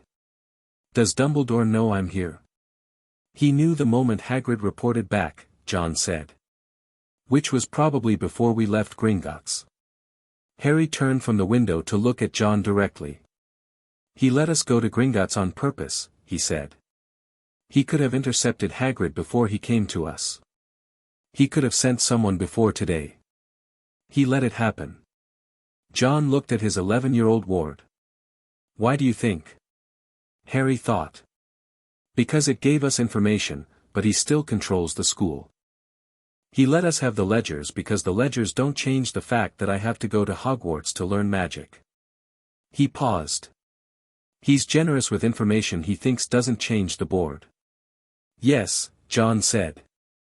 "But we're going to use it to change the board." "That depends on what we find about Sirius Black," John said. "And what else the ledgers tell us when we've had time to go through everything." Harry nodded. Then, after a moment, "He underestimated you." "Most people do," John said. "It's useful." Harry looked at the window again. "He thinks you're a muggle who got attached to me," Harry said. "He thinks you're, what, a good foster carer who got lucky with paperwork. He doesn't know what you know. What you can do." A pause. "He put me with the Dursleys because being there made me vulnerable. Made me someone who'd need rescuing. Someone who'd come to Hogwarts grateful and confused and easy to arrange." He said the last word with a flatness that made it land hard. He didn't plan for someone who'd already done the work. The tube carriage rattled and rushed. Somewhere in the next carriage a child was laughing. "No," John said. "He didn't." Harry put his bag on his knee and his hands on the bag and looked at the tunnel dark. That notation in the file, he said. The boy must remain with his family. He'd never said it aloud before, John realized. Just let it sit in the space between them, known and unspoken. He wrote that while I was 3 years old with a broken rib. Yes. And he believed in it. In his plan. He believes in a great many things very strongly, John said. That's what makes him dangerous. He's not cruel. He's certain. Harry was quiet for a long time. When I meet him, Harry said. At Hogwarts. I'm going to be polite. Yes, John said. I'm going to learn everything I can from him. Yes. And I'm not going to let him know when I've learned what I need to. No, John said. Harry put his chin up slightly, that familiar gesture, the one that meant the decision was made and the conversation was complete. Good, he said. The train pulled into Paddington. They got off, and walked through the station, and got dinner from a place near the hotel that Harry had identified on their way in as probably good, which it was. They ate without talking much, because they'd talked enough for one day, and Marcus, who had been with a neighbor in Inverness for the 2 days, was waiting at home and would need a run in the morning. After dinner, back in the hotel, Harry sat at the small desk with the copies John had made of the Gringotts documents. Ragnar had been unexpectedly cooperative about copies. Once Harry had asked directly and used the phrase as heir to the Potter line, which is my legal right, with the calm certainty of someone who had looked up exactly what that phrase meant before using it, and went through them with a pencil, marking things. John sat in the other chair and went through them in parallel, cross-referencing, building his own picture. At 11 o'clock Harry put his pencil down. John. Yes. Thank you. He said it simply, looking at the documents. For today. For making this mine. Instead of something that was done to me. John looked at him for a moment. It was always yours, he said. Harry nodded. I know that now, he said. That's different from just knowing it's supposed to be true. He went to bed. John stayed up another hour with the documents, and then sat in the dark of the hotel room and thought about Albus Dumbledore, who had made a decision about an infant in 1981 and had never questioned it, and would need to be made to question it. Not yet. September 1st, and then the year, and then however long it took. But eventually, definitely, and on Harry's terms. John closed the documents. He looked at the ceiling. He thought about Helen, who had loved impossible things and always turned out to be right about them. He thought she would have loved to see today. Harry in Diagon Alley, taking his inheritance in both hands, not grateful and not overwhelmed, just certain. Himself. He thought, she would have loved him. He thought, she does, actually. Somewhere. In whatever way that works. He closed his eyes, and slept, and in the morning they went home to Scotland to wait for September. Chapter 4, Hogwarts. The Hogwarts Express left at 11, which meant they were at King's Cross at 9:30. John had been in train stations at unusual hours for unusual reasons enough times that King's Cross on a September morning felt categorically familiar, the noise, the movement, the crowd-specific blindness to everything outside its own momentum. He watched the flow of people and found, within 4 minutes, the cluster of wizarding families moving toward the barrier between platforms 9 and 10. Not because they stood out dramatically, they'd clearly made an effort, but because a woman couldn't stop her owl from hooting, and because one family had a trunk that refused to be pushed in a straight line and kept angling toward other passengers, and because the children moved with the bouncing excitement of a population that had been counting down to this specific morning since summer. Harry pushed his trolley and watched them. Marcus was back home in Scotland with Callum, who had turned out to be unexpectedly good with dogs, and Harry had said goodbye to him that morning with a thoroughness that suggested the goodbye was also for the longer one ahead. He'd been quiet in the car from Scotland, not distant, just internal, the way he got before situations that required him to be fully present. The barrier, John said. I see it. Harry watched the red-haired family, all 6 of them plus Mother, disappear through it one by one. They go straight through. Straight through, John confirmed. Harry looked at him. Are you going to tell me not to hesitate? You don't hesitate, John said. Harry pushed the trolley at the barrier at a steady walk, not a run, not a flinch, and went through. John followed. Platform 9 3/4 was extraordinary in the way that things are extraordinary when they fully commit to what they are. The steam from the scarlet engine moved through the platform in visible drifts. The noise was different here, more layered, the specific frequency of children and families and owls and the deep periodic percussion of the train's engine turning over. John took in the space methodically, exits, which were limited, visibility, which was moderate, threats, which were currently zero, and watched Harry do the same thing, quicker, and then deliberately set aside the assessment and just look at the train. He was 11. He was going to school. John let him have the moment. You'll write, John said. It wasn't a question. Every week, Harry said. More if something happens. Something will happen. I know. Harry turned from the train to look at him. 11 years old, green eyes, a little taller than he'd been in July, a year's worth of growing caught up within 3 months the way children do. His new robes were fitted properly and he was wearing them with the ease of someone who'd practiced. His wand was in his bag, accessible. He looked ready. John. Yes. When Dumbledore tries to, he stopped, reconsidered the framing. When he tries to talk to me about what I'm supposed to be, or what my role is, or what my parents would have wanted, what are you going to do? Listen, Harry said. And not give him anything to use. And? Remember that listening isn't agreeing, Harry said. And that respect isn't deference. Yes, John said. Harry nodded once, decisively, and looked at the train. Then looked back. Will you be close? I'll be in Hogsmeade, John said. This had been arranged. Winchester, one of Winston's people with a home near the village, had extended accommodation without being asked for details, which was exactly the kind of associate John valued. Close enough. Something in Harry's expression settled.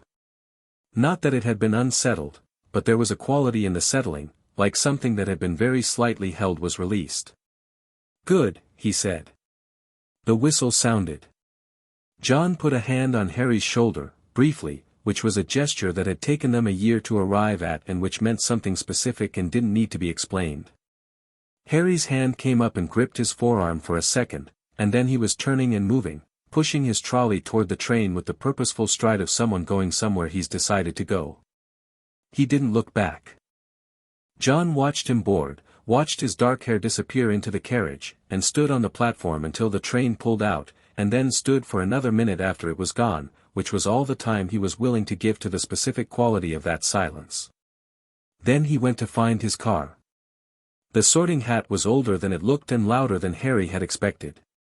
He stood in the line with the other first years and watched the ceiling of the Great Hall, actually watched it, tracked the magical mechanism of it, tried to understand how it held the cloud simulation, while around him people whispered about houses and pointed at the staff table.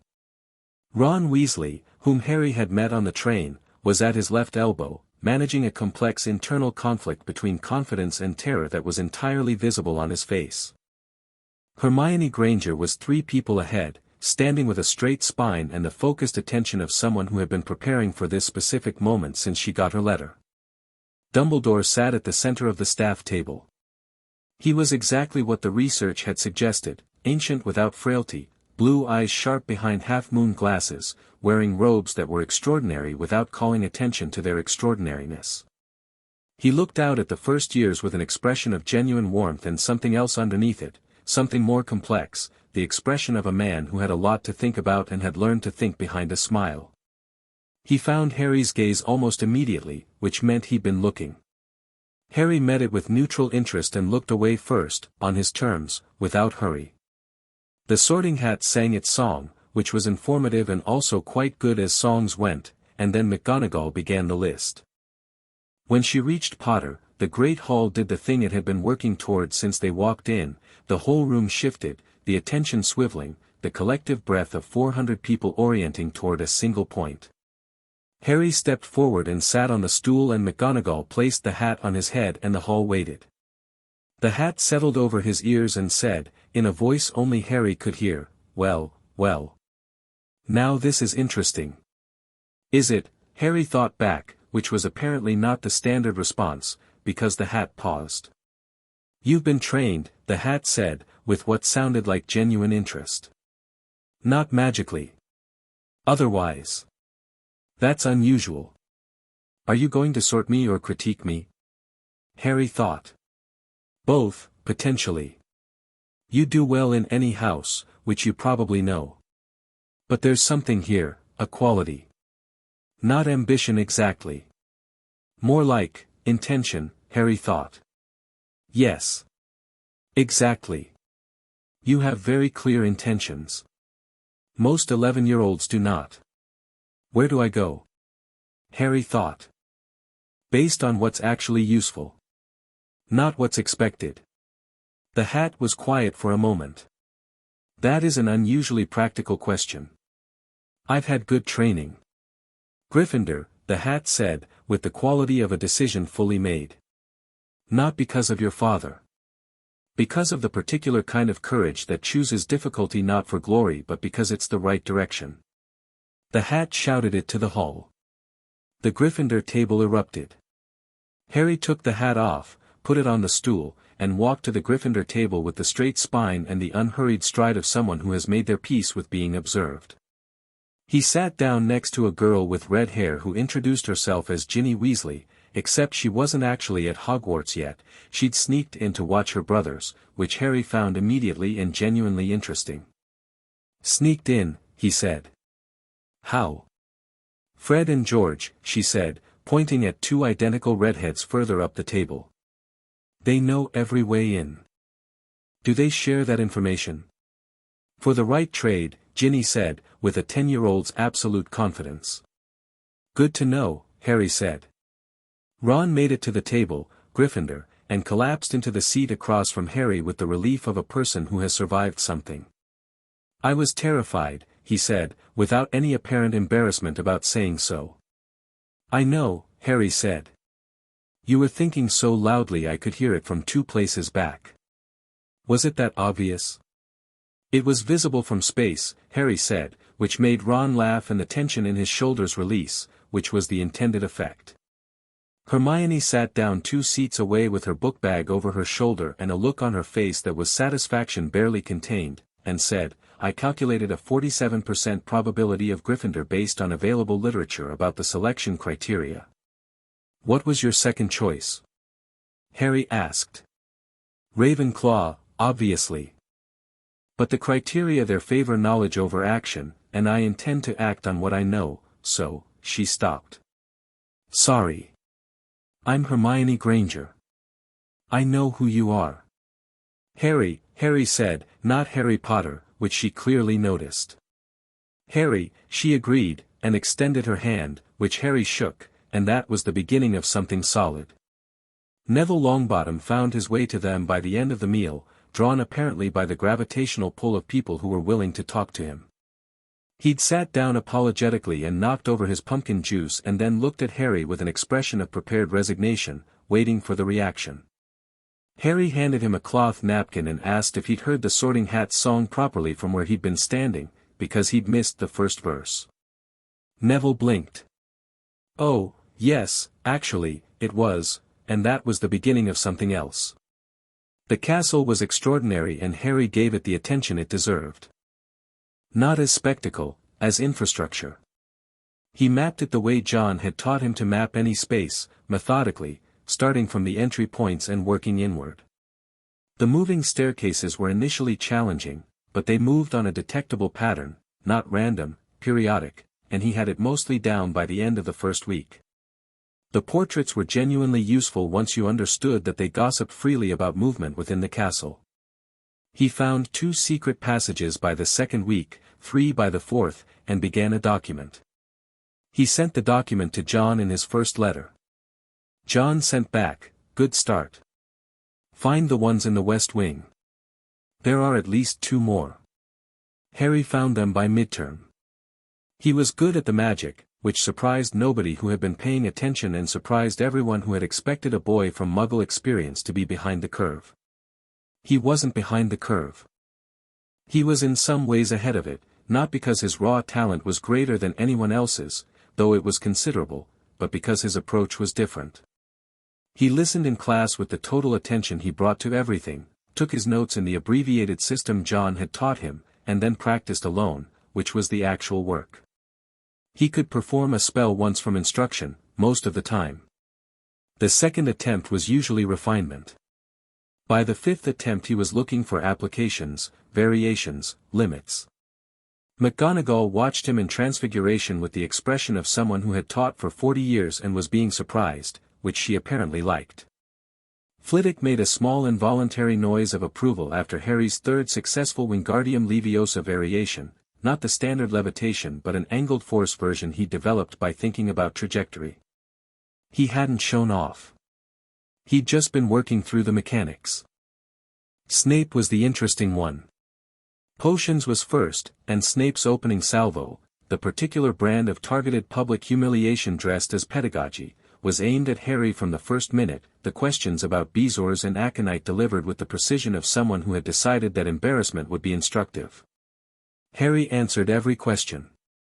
Not in a challenging way. Not with the energy of someone making a point. Just accurately, in the same even tone, the way he answered questions that interested him, which these did because potions chemistry was genuinely interesting. Snape's expression went through 3 stages in 20 seconds, the anticipation of failure, the recalibration of a situation that hadn't gone to plan, and then something more complex, a mixture of irritation and attention. After class, Hermione said, "You read the first 6 chapters." "First 9, Harry said. "I read the textbook on the train." "The whole textbook?" "There was a lot of train." Hermione looked at him with the expression of someone who has found something categorically similar to themselves and isn't sure whether to be pleased or competitive. "I read it twice," she said. "Then you probably know chapter 7 better than I do," Harry said. "The stabilization section, I couldn't quite follow the logic on the heat sequencing." She explained it in 4 minutes, precisely, and they walked to the great hall together while she talked and Harry listened and asked the right questions, and she was still talking and he was still asking when they sat down, and Ron arrived and looked between them and said, "Are you two actually having fun right now?" And the answer was yes. Dumbledore's first attempt came 3 weeks in. Harry had been half expecting it, not the specific form, but the fact of it. He was walking back from the library on a Wednesday evening when he turned a corner and found Dumbledore walking the same corridor, which was not a coincidence and both of them knew it. "Harry," Dumbledore said, with the warmth of someone who had always known him. "How are you finding Hogwarts?" "Exceptional," Harry said. "The library alone is worth the year." Dumbledore smiled. "I'm very glad. I understand you've been keeping busy. Professor McGonagall speaks highly of you, and Professor Flitwick practically vibrates with enthusiasm when your name comes up." "They're both excellent teachers," Harry said. They fell into step together, which Harry allowed because it gave them equal footing, side by side, not Dumbledore above him, not Harry being led. A small thing. It mattered. "I hoped we might have a chance to talk," Dumbledore said. "There are things about your history, your parents, their sacrifice, things you deserve to know." "I know quite a lot already," Harry said, pleasantly. A brief pause, calibrated. "Of course. Your guardian, Mr. Wick has been, I understand, very thorough." "He's very thorough about most things," Harry said. "I'm sure." There was something under the warmth now, something assessing, not hostile but testing. "Harry, there are aspects of your situation that are unusual. Specific to you. That require some guidance." "I imagine so," Harry said. "What did you want to tell me?" Dumbledore looked at him. Looked at him with those sharp blue eyes, the full assessment, and Harry returned it with the open, interested neutrality of someone who is paying complete attention and giving nothing away. "You are remarkably composed, for a first year," Dumbledore said, and it was not entirely a compliment. "I've had good training," Harry said. "Mr. Wick." "Yes.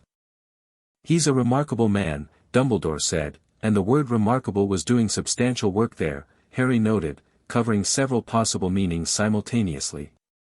"He is," Harry agreed. "I hope," Dumbledore chose his next words with visible care, "that his influence has not made the magical world feel like something to be navigated rather than embraced." Harry stopped walking. Dumbledore stopped too. Harry looked at him, directly, and let the pause sit for 2 full seconds before he spoke. "Professor Dumbledore," he said. "I know what you intended when you placed me with the Dursleys." The corridor was very quiet. "I know about the notation in my social services file," Harry said. "I know you held my vault key for 2 years beyond any legal provision. I know my father's will named Sirius Black as my guardian, and I know that will was suspended by a document you filed the night my parents died." He said all of it in the same even tone, not angry, not accusatory, just stating facts, which was somehow more pointed than anger would have been. "I'm not telling you this to start a conflict. I'm telling you so we can both operate with accurate information." Dumbledore was very still. "I'm here to learn," Harry said. "I want to learn everything this school can teach me, and I think it can teach me a great deal. I'm grateful for that." He held Dumbledore's gaze.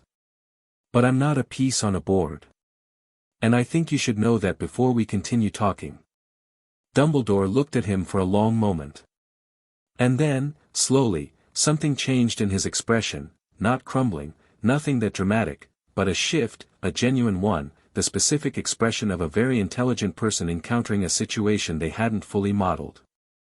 "Your guardian," Dumbledore said, "is more thorough than I anticipated."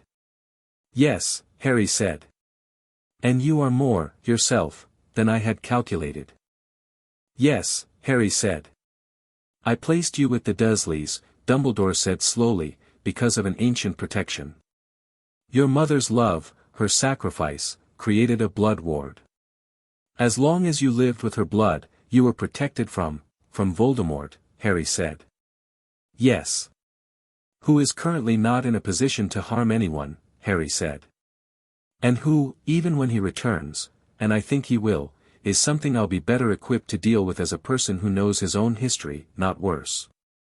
Dumbledore looked at him. "I'm not angry with you," Harry said, which was mostly true and entirely useful to say.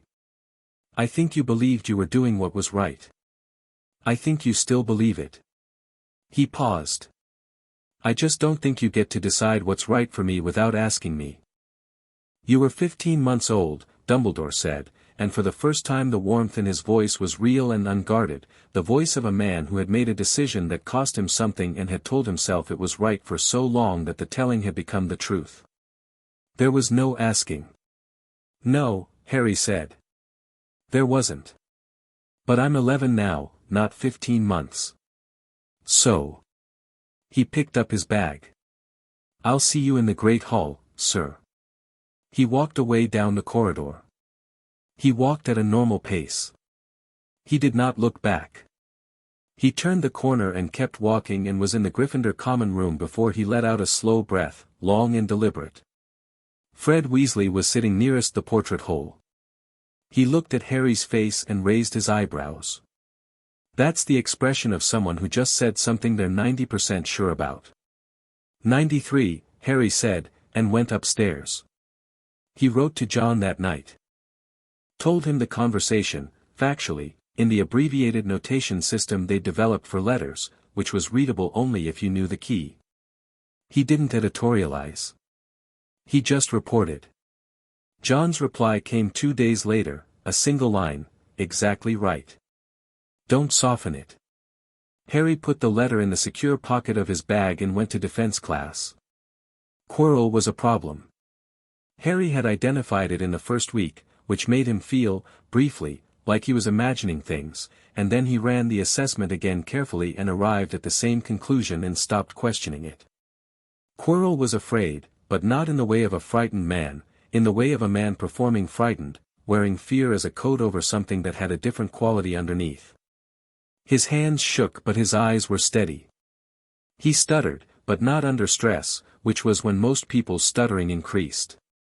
He stuttered conversationally and then didn't when he was concentrating. There was also the smell. Faint, distinctive, present whenever Quirrell was within range.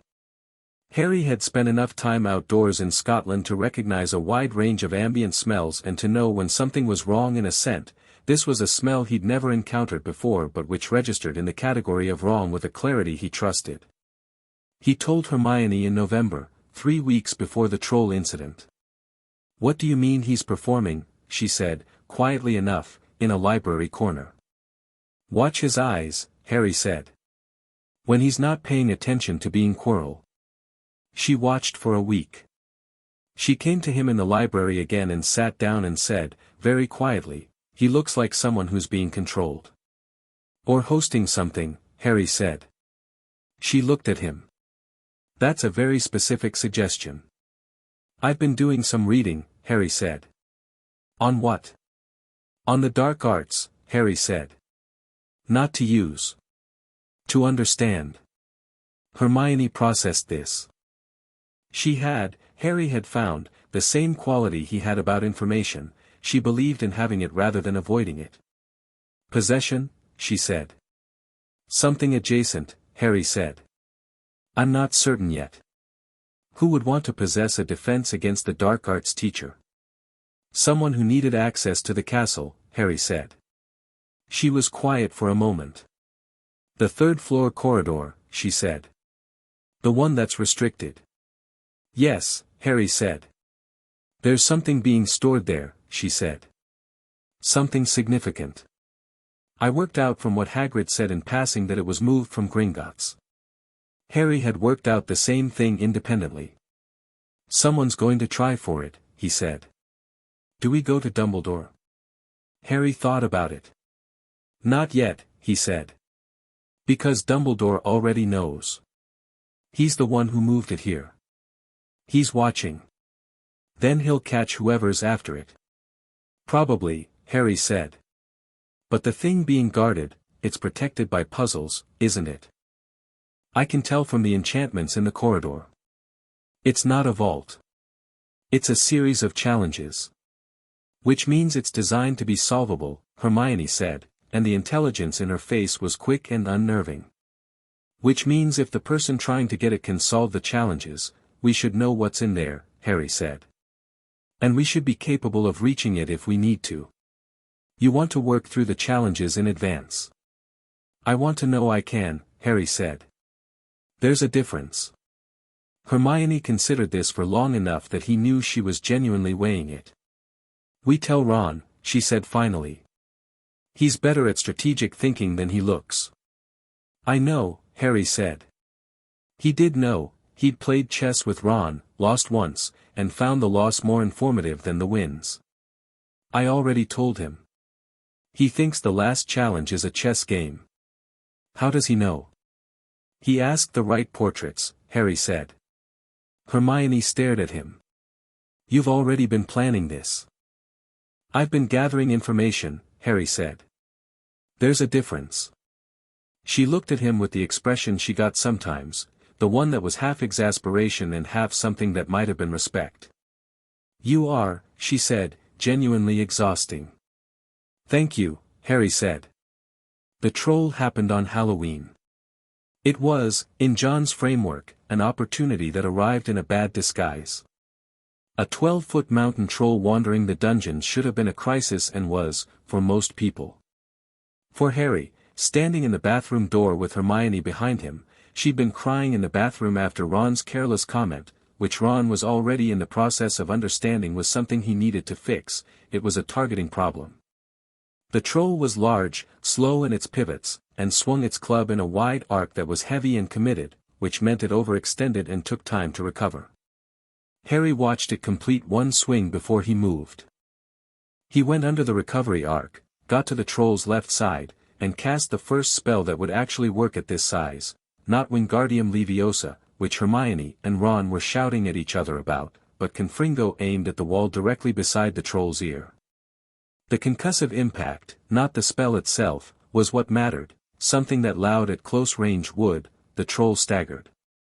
Hands to ears. Club dropped. Harry was already at the other side of it. Hermione. Mobile corpus. She'd never cast it. She cast it now, driven by the specific clarity of genuine fear converting to action, and the club rose and swung itself back into the troll's knee and the troll went down. Ron bound its wrists before it could rise, which was quick thinking and correctly executed, and then the three of them were standing in a bathroom full of rubble and one subdued troll, and the door opened and McGonagall arrived with Snape and Quirrell. McGonagall said, with some force, "What were you three thinking? We heard Hermione was in the bathroom," Ron said immediately, stepping forward. "We came to get her before we told a teacher." That was wrong. But we couldn't leave her. It was the right answer, delivered with the right energy, and it was also true. McGonagall looked at the troll, looked at the three of them, looked at the scene of a 12-foot troll bound on a bathroom floor. 5 points from Gryffindor for being in the corridors, she said. 10 points to Gryffindor for resourceful and commendable conduct. She looked at Harry specifically when she said the second part. Harry looked at Quirrell. Quirrell was not looking at the troll. He was looking at Harry, with eyes that had gone very still, very different from the performance, and there was something behind them, a presence, cold and assessing, that Harry felt across the room like a drop in temperature. He looked back at it without expression. And then Quirrell blinked and the stutter was back and the fear coat was back on and he was just a slightly disheveled defense teacher looking at a floor troll, and Harry made a note and filed it and followed McGonagall out of the bathroom. Hermione caught his arm in the corridor. "What did you see?" she said, quietly. Not a question, she'd seen him looking. "What we were already thinking," Harry said. She was quiet for a moment. "It's getting worse," she said. "Whatever's in him." "Yes," Harry said. "We need to know what's in that corridor. How long do we have?" Harry thought about the cold quality of those eyes. The hunger in them. "Before the end of year," he said. "I'd put it at spring. When Dumbledore leaves." "Dumbledore would never, whoever's controlling Quirrell is patient," Harry said. "But not patient enough to wait through the whole year with Dumbledore in the castle. They'll create a reason for him to leave." Hermione walked beside him in silence for a moment. "We need to accelerate," she said. "Yes," Harry said. "I'll start on the enchantment theory," she said. "And Ron's going to want to be involved in the chess," Harry said. "Tell him about the corridor." Hermione looked at him sideways. "You haven't told him yet?" "I wanted your read first," Harry said. "You're better at assessing risk." Hermione made a small sound that was not quite a smile. "You are still genuinely exhausting," she said. "I know," Harry said, and pulled out his notebook. Christmas came and most of Gryffindor went home. Harry stayed.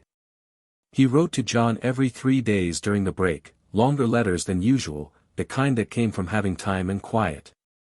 John wrote back with the same frequency, and the letters were dense, information layered, covering everything from Harry's assessment of the castle to John's progress on the Sirius Black inquiry, which had developed in directions that Harry had expected and still found enraging. "Sirius Black did not betray your parents," one letter read. "The evidence is circumstantial and the trial was conducted in absentia with no formal hearing. There are people who knew this at the time. I'm establishing who." Harry read the letter 4 times and then folded it precisely and put it with the others in the secure pocket, and went to find Ron in the common room. Ron was mid-chess game against himself, which was its own special skill.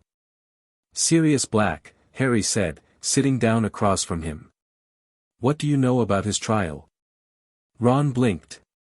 "There wasn't one, really," he said, which surprised Harry, and then, "Everyone knows that. He was sent straight to Azkaban. Dad mentioned it once, said it was the one thing from that time that never sat right with him." He looked at Harry's face. "Why?" "He was supposed to be my guardian," Harry said. Ron was very still for a moment. "Oh," he said. "Yes," Harry said. Ron pushed the chessboard aside. "What do you need?" he said. That was Ron, Harry had found, the thing that made Ron specifically valuable. He didn't spiral, didn't perform concern, didn't ask 12 questions. He assessed what was needed and offered. "I need to know everything your family knows about what happened in 1981, Harry said. "And I need you to be honest with me about what Dumbledore's role in it was, because your family trusts Dumbledore and I need to know if that trust is going to be a factor." Ron looked at him for a long moment. "My family trusts Dumbledore," he said. "I trust you. Those things can both be true." "Can they?" "Yeah," Ron said, with the simple conviction of someone who had thought about this particular calibration before. "Because if there's something off with what Dumbledore did, I want to know. And if there isn't, you'll find that out too." He paused. "My mum knows more about 1981 than she's ever written in a letter. I'll ask her when I get home." "Thank you," Harry said. Ron picked up his knight, moved it.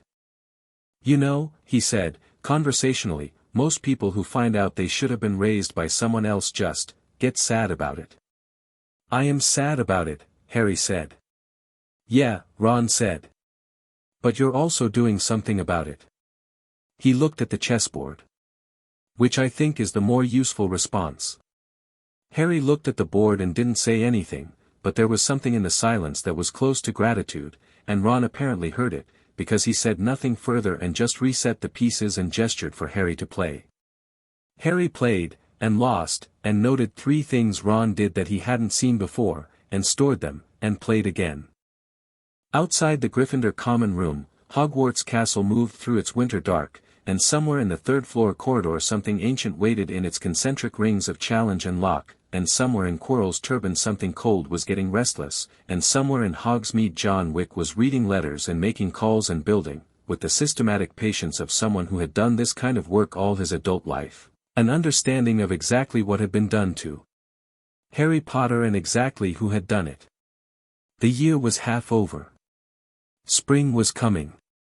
And Harry Potter, sitting in a firelit common room losing chess games on purpose to understand his opponent's patterns, was ready for whatever came with it.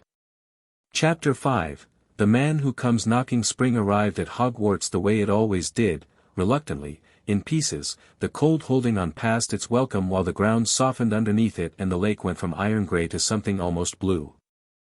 Harry noticed it the way he noticed most things, peripherally and accurately, while his attention was on the third-floor corridor and what was happening inside Quirrell. The change in Quirrell had been accelerating since February. It wasn't dramatic. It wasn't the kind of thing that most 11-year-olds would have caught, or most adults either. But Harry had been watching for 3 months with the specific attention of someone who had been taught that the first sign of a change in a situation is usually the smallest one, and what he saw was this: Quirrell was losing control of the performance. The stutter slipped sometimes. Not often, twice in 3 weeks, in moments of mild stress rather than high stress, which was the tell. The fear coat got put back on quickly both times, but there was a fraction of a second in each instance where the expression underneath was visible, and the expression underneath was not Quirrell's expression. It was something that used Quirrell's face like a man uses a doorway, as a passage between one place and another, not a residence. Harry wrote all of it to John. John's replies were coming faster now, and in them was the quality that Harry had learned to read as John operating at full capacity, economical, precise, and underneath the precision a controlled forward momentum, like a river that has found its channel. The serious black inquiry had opened into something larger, connecting to the events of 1981 in ways that John was still mapping but that were already troubling. He was also in contact with someone in the ministry. Harry didn't know who and hadn't asked, because John shared what Harry needed when Harry needed it and the rest was operational, and Harry respected operational boundaries, who had confirmed that the Philosopher's Stone was indeed what sat at the end of the third-floor corridor. Nicholas Flamel, John had written. Look him up. The stone creates the elixir of life. Someone with Voldemort's situation would need it or something like it to return to a body. Don't go into that corridor until spring exams. If Dumbledore leaves the castle, tell me immediately. Harry had written back, What happens if I tell you he's left? John had written back, I come in. Harry read that once, folded the letter, and felt something settle in his chest that had been very slightly unsettled since September. He'd told Hermione and Ron about the stone in March. Hermione had gone immediately to the library and come back 4 hours later with 3 books and an expression of focused alarm. Ron had listened to the full summary and said, so something that needs the stone is inside Quirrell, and Harry said yes, and Ron said, right, so we solve the challenges before it does, and that was the entirety of Ron's deliberation, which Harry found extremely useful. They worked through it systematically over the following weeks. The challenges were, as Ron had identified, sequential, 7 in total, each designed by a different staff member. Hermione had worked through the logic of the first 4 theoretically, and Ron had mapped the chess configuration twice, and Neville, who had become, quietly and without announcement, part of the group, because Neville had demonstrated in November that he could be relied upon and reliability was Harry's primary criterion, had solved the herbological component in a single afternoon because plants were Neville's native language. Harry worked the devil's snare, the keys, and the potion's logic himself, in the specific way of someone preparing a route they might need to run quickly. You're planning to go through them alone if necessary, Hermione said, watching him practice the key sequence for the 4th time. I'm planning for every configuration, Harry said. Which includes the configuration where something goes wrong and you're alone. Yes, Harry said. She was quiet for a moment. That's not a plan, she said. That's a contingency. What's the difference? A plan is what you want to happen, she said. A contingency is what you do when the plan fails. She looked at him with those perceptive eyes. You don't think the plan will hold? Harry levitated the practice key and guided it through a simulated lock. I think the plan is good, he said. I think Quirrell, whatever is inside Quirrell, is operating on a timeline that doesn't wait for convenient moments. When do you think it happens? When Dumbledore leaves, Harry said. Which he will, because something will come up. Something that looks urgent enough to pull him away. He brought the key back down. It'll be soon. The desperation is escalating. He was right. The 2nd week of May, Harry came down to breakfast and found the staff table lighter by one enormous hat and one set of extraordinarily colored robes, and McGonagall, taking her cereal with the expression of someone managing a mild concern with professional composure, confirmed to a Hufflepuff prefect that Headmaster Dumbledore had been called to London on ministry business. Harry ate his breakfast. Then he went to the Ollery. He wrote the letter in under 30 seconds, folded it, and attached it to the leg of a school owl that he'd established a working relationship with over the course of the year through the strategic application of Ollery treats. The owl left. Harry watched it go and then turned and went to defense against the dark arts with Ron and Hermione and sat through a lesson with Quirrell that had the specific quality of someone going through motions they no longer found necessary. John's reply came at dinner, which was fast enough that Harry calculated John had been waiting. On my way. Don't go in without me. Harry folded the letter. Looked at Hermione across the table. Tonight, she said. Tonight, Harry said. How do you know? Ron asked. Because if I were going to do it, Harry said, tonight's when I would. Ron looked at his dinner. Right, he said. Okay. Tonight. They went at midnight. Harry had the invisibility cloak. He'd received it anonymously at Christmas, which he'd identified as Dumbledore's gesture and had accepted and not mentioned to Dumbledore, because it was useful and useful things should be kept, and the 3 of them moved under it through the castle with the ease of people who had spent 9 months learning exactly how it moved. The 3rd-floor corridor was unlocked, which told Harry that Quirrell had already been through, which changed the timing. He said so. Quiet and quick. He's already inside. Hermione said. He unlocked the door, Harry said. Fluffy, the Cerberus, Hagrid's, which Harry had spent 2 weeks finding out how to handle, he'll have played music. The harp by the door. It was there, a conjured harp, still playing, Fluffy asleep across the trapdoor. He's ahead of us, Ron said. Not by much, Harry said.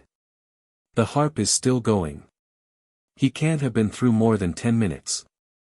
He looked at the trapdoor. Ron, do you need to be here for the chess? Yes, Ron said. You can't play that board alone. It takes, then stay at the chess room, Harry said. You and Hermione hold there.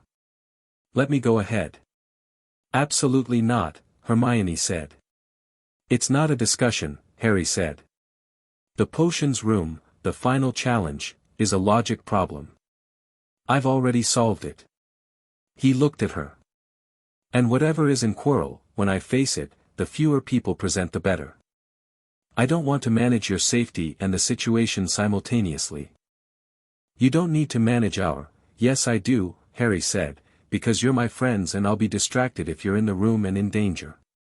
He said it directly, not unkindly, the way John had taught him to say hard true things. That's not a weakness. That's accurate self-assessment. Hermione looked at him with the expression she sometimes got, the one that was complicated and quick, and then said, Fine. We'll hold at the chess room. But Harry, I know, he said. She put a hand on his arm, briefly. Said nothing else. He dropped through the trapdoor. The devil's snare, the keys, the chess room, all of it was already in Quirrell's wake, the enchantments tripped and open. Harry moved quickly, not running but at the pace of someone who has mapped this and knows where the time is. He reached the potions room in 7 minutes, found the bottles, worked through the logic in 90 seconds, drank, went through. The final room was stone-walled and torchlit and at its center was a mirror the height of the ceiling, ornate and old, and in front of the mirror was Quirrell. And on the back of Quirrell's head, visible now because the turban was gone, was a face. It was barely a face. It was the suggestion of one, features pressed into the back of a skull like a death mask, colorless, with eyes the red of old blood. It looked at Harry with those eyes and the quality of its attention was the most genuinely cold thing Harry had ever felt, and he had trained outdoors in Scotland in January. Harry Potter, said the face. The voice didn't come from the lips. It came from everywhere and nowhere, as if the room itself was speaking. I thought it might be you. You've been using Quirrell all year, Harry said. He looked at Quirrell, not the face. Quirrell's eyes were open and aware and in them was a terror that had been there for months and was now beyond pretense, the terror of someone who had given too much and could not take it back. He was willing, said the face. Initially. Willing, Harry said. You would be surprised what men do willingly when they believe in a cause. Or when they're frightened enough. A pause, and the pause had the quality of something savoring. You are not frightened. Not particularly, Harry said. You should be. I am Lord Voldemort. I know who you are, Harry said. I've known since September. Quirrell turned. The movement was strange, controlled from the back, like a puppet, and the face on the back of his skull was fully present now, angled toward Harry, and Harry looked at it the way he looked at everything, steadily, without flinching, gathering information. The stone, Voldemort said. Look in the mirror. Harry looked at the mirror. In its surface he saw himself, and in his reflection's pocket, he felt the weight of the stone, and looked down, and it was there. He was holding it without knowing how, the warmth of it in his palm. He closed his hand around it. Give it to me, Voldemort said. No, Harry said. I will kill you, Voldemort said, with the absolute matter-of-fact certainty of someone who had killed many times and expected this to be another instance. You can try, Harry said. Quirrell's hand shot out. His fingers closed around Harry's wrist, and what happened was immediate and extreme. Quirrell screamed, his skin blistering at the contact points, and Harry felt the burning too, a deep heat that went past skin into something more fundamental, and Quirrell wrenched away. What? Voldemort said, and for the first time the voice had something other than cold certainty in it. Something that was, if Harry was reading it correctly, surprise. Harry understood it before he could have explained how. His mother. Lily Potter. The sacrifice Dumbledore had mentioned in the corridor in October. The protection his mother had created when she died was inside him, was him in some way, and it was why Quirrell couldn't hold him, couldn't contain him, he crossed the space between them in 4 steps. He put both hands on Quirrell's face. Quirrell's scream was everything, pain, terror, the voice of the thing inside him rising to a pitch that wasn't Quirrell's voice at all but Voldemort's, or what Voldemort had become, and the room heated and the torches flared and the mirror shook and Harry held on because letting go was not something he was going to do, not with this, not here. The face on the back of Quirrell's head was dissolving. Harry could see it in his peripheral vision, smoke and red light, the form coming apart, and Quirrell was going with it, his whole body failing under the double assault of Harry's touch and Voldemort's departure from a host he'd stripped nearly to nothing, and Harry caught Quirrell as he went down and lowered him to the stone floor because that was the right thing to do. Quirrell's eyes were open. Barely. He's gone. Quirrell said, and the voice was just Quirrell's voice, small and devastated. Yes, Harry said. I thought, Quirrell's breath was ragged. I thought he could give me, I know, Harry said, and he did know, the specifics differed but the shape of it was familiar, the shape of a person who had been promised something and had paid for it in the wrong currency. Quirrell's eyes closed. Harry sat back on the stone floor and looked at the mirror, which showed him himself, and after a moment he opened his hand and looked at the stone, which was the deep red of garnets and warm as something alive, and he held it for a moment, and then put it in his pocket. He sat in the silence and breathed. Then he stood up and walked back through the challenges and came out through the trapdoor and found Ron sitting on the floor outside the chess room and Hermione standing, and both of them looked at his face. Done, Harry said. Quirrell? Hermione asked. He's gone, Harry said. Both of them. Ron's jaw worked for a moment. Both, Voldemort was inside him. He's gone. Not dead, he said, because he believed that was true and believed it mattered to say accurately. Voldemort can't die from that. But he's gone from Quirrell. And Quirrell? Harry was quiet for a moment. I think he's dying, he said. We need to get to McGonagall. Hermione took one look at his face and turned and started moving, and Ron fell into step and Harry came last, and they made it to McGonagall in 12 minutes, and the thing that followed was loud and institutional and involved, eventually, a hospital wing and a great deal of questions, and Harry answered all of them honestly because there was nothing in what he'd done that required concealment. He'd told the truth. He'd held on. That was all of it. Dumbledore came to the hospital wing the next morning. Harry was sitting up in bed, which was where Madame Pomfrey had placed him, not for any specific injury, but because she apparently had views about people who put their hands on possessed teachers, which, Harry thought, was probably fair. He felt fine. He felt, honestly, better than fine, in the specific way of someone who has resolved a thing they've been working toward for months. Dumbledore pulled up the chair and sat down and looked at Harry with those blue eyes, and this time the expression in them was unguarded in a way Harry hadn't seen before. Not the warmth as performance. Genuine feeling, complex and real. You could have told me, Dumbledore said. I did tell you, Harry said. In October. I told you Quirrell was the threat, not Snape. Dumbledore blinked.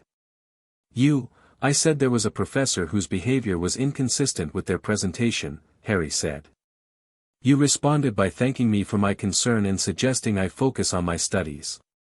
He said it without heat. I concluded you already knew and were managing it your way. Then you left the castle. Dumbledore was quiet for a very long moment. I was deceived, he said, finally, with the controlled weight of a man who finds this specific admission genuinely costly. I was convinced that Snape was the more likely threat, and I watched the wrong person. Someone wanted you watching the wrong person, Harry said. Yes. Dumbledore looked at his hands. Then at Harry. You went in alone. Hermione and Ron held at the chess room, Harry said. I went ahead because the nature of the protection, he paused. My mother. What she did. That's what stopped Quirrell. I had to be the one in the room. Yes, Dumbledore said, and the word was heavy with things he hadn't said and Harry hadn't asked about, the entire architecture of what Dumbledore knew and had known and had not shared. Yes. Her sacrifice. Will you tell me what you know, Harry said, about why I was placed with the Dursleys? The full reason. A long silence. Yes, Dumbledore said. I think you've earned that. He told him. The blood wards, the protection, the mechanics of Lily's sacrifice and why it required Petunia's house specifically. Harry listened to all of it with complete attention and filed each piece, tested each piece against what he already knew, identified where Dumbledore was being fully honest, which was most of it, and where he was still, perhaps unconsciously, shaping the narrative. You knew it wasn't good for me, Harry said, when Dumbledore finished. Being there. I hoped, you knew, Harry said, not unkindly. The notation in the file. You went back and checked. You chose to leave it anyway. Dumbledore met his gaze. Yes, he said, and the word was the most genuinely difficult thing he'd said in the conversation. I told myself the protection outweighed the cost. A pause. I was wrong about the degree of the cost. But not the necessity. Harry said. Dumbledore was quiet for a long time. No, he said. The protection was real. The cost was also real. I did not balance them correctly. He looked at Harry with something that was, Harry thought, as close to an apology as a man of Dumbledore's character could manage without the word itself. And then you were found by someone I had not anticipated. John, Harry said. John, Dumbledore said. He folded his hands. Will you tell me something about him? Yes, Harry said. He's the best person I know. Dumbledore looked at him. I think I may need to meet him, he said. I think so too, Harry said. I'll let him know you'd like to. Does that mean? It means, Harry said, that I'm going to tell him you'd like to meet, and he'll decide if he wants to. He's not obligated. Dumbledore looked at him for a long moment. Then he said, very quietly, your mother would have been extraordinary. She was, Harry said. You knew her? No, Harry said. But I know what she did. And I know what I carry because of it. He held Dumbledore's gaze. That's not nothing. No, Dumbledore said. No, it certainly isn't. John arrived at Hogwarts the next morning. Not through any official channel. Not with an invitation or a scheduled meeting or a guide. He walked through the main gates, which were warded, which should have stopped him, which apparently found him sufficiently unreadable to simply open, and up the castle steps, and knocked. McGonagall answered. She looked at him. He looked at her. John Wick, he said. I'm Harry Potter's guardian. I'd like to see him. McGonagall had been at Hogwarts for 40 years and had developed over that time a very sophisticated calibration system for human beings. She could assess a student in 30 seconds, a colleague in 5 minutes, and a stranger in the length of a conversation. She looked at John Wick on the castle doorstep, looked at what he was, the stillness, the economy, the quality of someone standing casually in a posture that had nothing casual about it, and said, briskly, he's in the hospital wing. This way. She led him through the castle at a pace that communicated she was a busy person doing someone a courtesy, and John walked beside her and watched the castle with the methodical eyes of someone adding it to a map. Mr. Wick, she said. Professor McGonagall. Harry told me about you, she said, which was not entirely true but was a useful frame. He told me, not in so many words, that he had a guardian who was not like most guardians. That's accurate, John said. He also said you taught him the value of preparation over reaction. She glanced at him sideways. The events in the corridor last night suggest that lesson took. It did, John said. He put his hands on a possessed man, she said. He stayed in that room alone with Voldemort. She said it with the slight lift of someone who has been saying you know who for 30 years and is making an effort, and he held on. Yes, John said. He's 11 years old, she said. Yes, John said. She stopped walking. Turned to face him. Are you proud of him? The question was direct and genuine, the question of a teacher who cared about a student and wanted to know if the student's guardian cared too. Yes, John said. Not immediately, he let it be real rather than reflexive. Yes. I'm also going to talk to him about some of his choices. Which ones? Going ahead alone, John said. Not because it was wrong, strategically. Because he needed to tell me it was coming before it happened, not after. He met McGonagall's eyes. He sent the letter. He followed protocol. But the timing of the final move, he made the judgment in the field, she said. Yes, John said. Which is right. But we'll talk about it. McGonagall looked at him for a moment, with the expression of someone revising an assessment significantly. He's lucky, she said, to have someone who treats his decisions as worth analyzing rather than just surviving. Luck had nothing to do with it, John said. She looked at him. Then she turned and kept walking. Harry was sitting up in the hospital bed when John walked in, and his face did the thing it sometimes did when John arrived, a very slight, very quick thing, a child's thing, there and gone in a second, the thing that said you came. You came fast, Harry said. You sent the letter, John said. He pulled up the chair and sat. Looked at Harry. Looked at him the way he had learned to look at him over 3 years, not assessment, just seeing him, all of him. Are you hurt? Madame Pomfrey says I need 2 more days, Harry said. I think she's being conservative. Let her be conservative, John said. Harry looked at his hands. I put the stone in the fire, he said. Before I left the room. I didn't, I thought about keeping it. It would be useful. But it felt like the kind of useful that becomes a problem. Yes, John said. Good call. You would have done the same. I would have done the same, John said. Harry nodded. Looked at the window. The morning was clear and cold, the grounds bright with late spring light. He's not gone, Harry said. Voldemort. He's diminished. But alive. I know, John said. He'll come back. Yes. When he does, Harry said, it'll be bigger than last night. Yes, John said. Harry looked at him. Are you worried? John looked at the 11-year-old who had gone into a room alone with the thing that had killed his parents and had come out on his feet. No, he said, and meant it. Harry was quiet for a moment. I told Dumbledore you'd decide if you wanted to meet him, he said. He said he'd like to. I'll see him today, John said. He's going to try to manage it, Harry said. The meeting.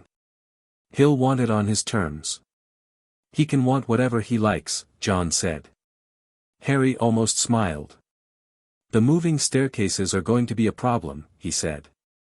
He doesn't move on your terms, he moves on the castle's terms. I'll adapt, John said. You always do, Harry said, and this time the smile was complete, brief and real, the smile Harry kept for things that actually landed. John stood. Put a hand on Harry's shoulder. 2 more days, he said. I know, Harry said. Write to Ron and Hermione.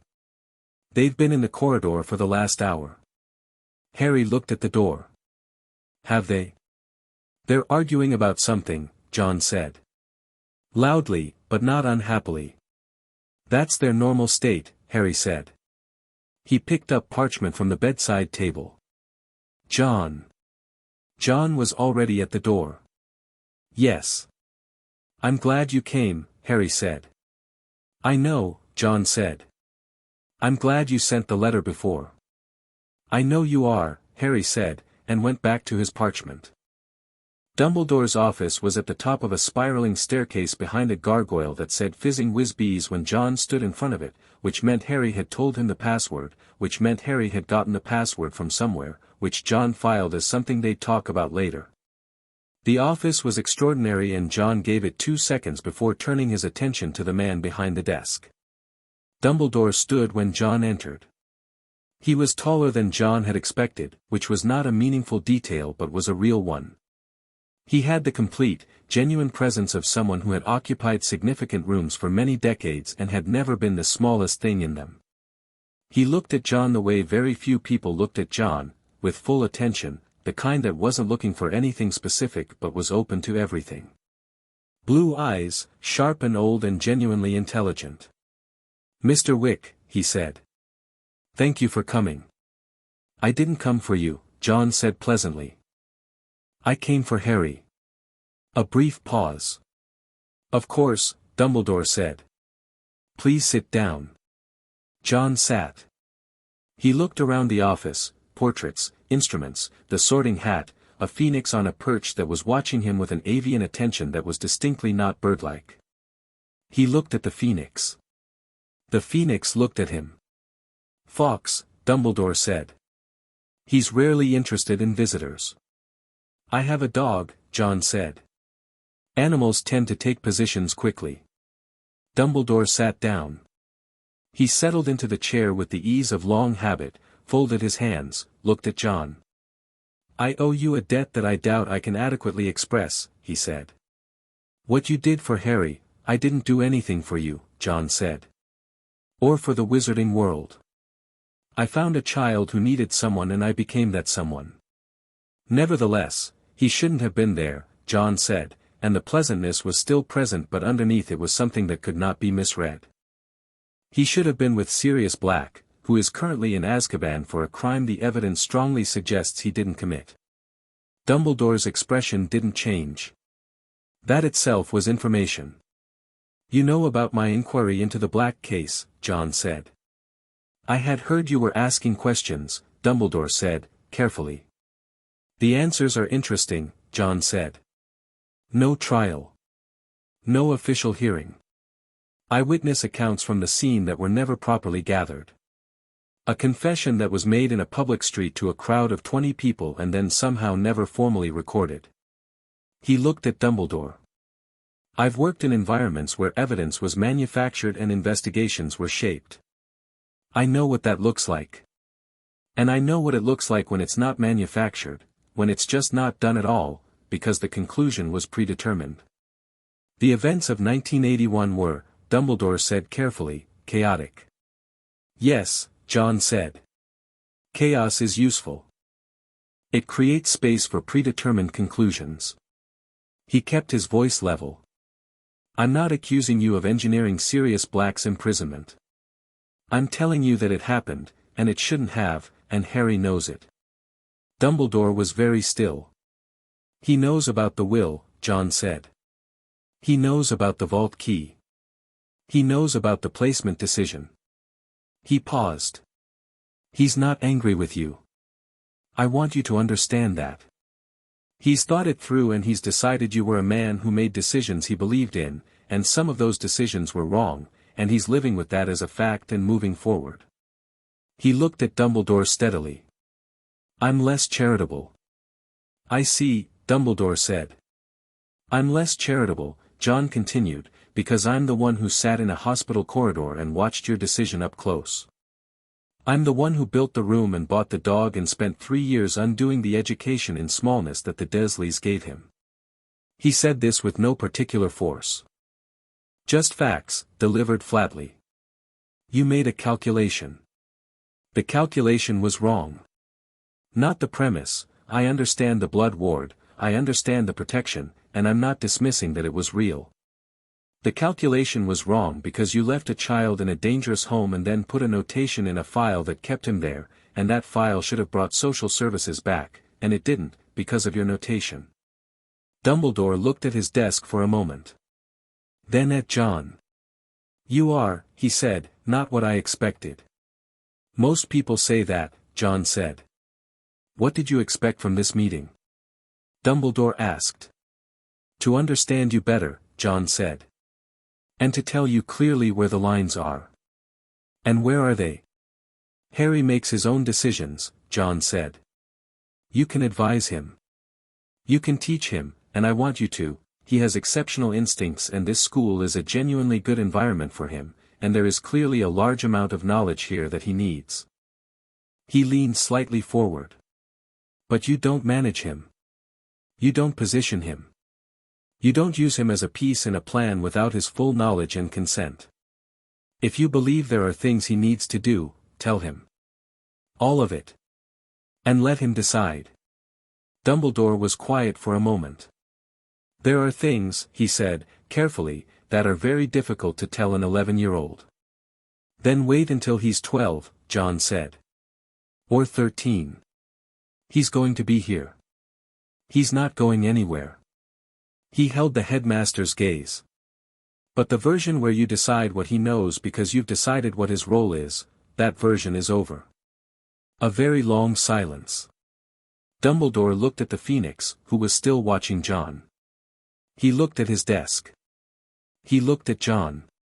You would have been, he said, quietly and with something that was entirely genuine, a remarkable member of the Order of the Phoenix. In another life. I'm not in the business of orders, John said.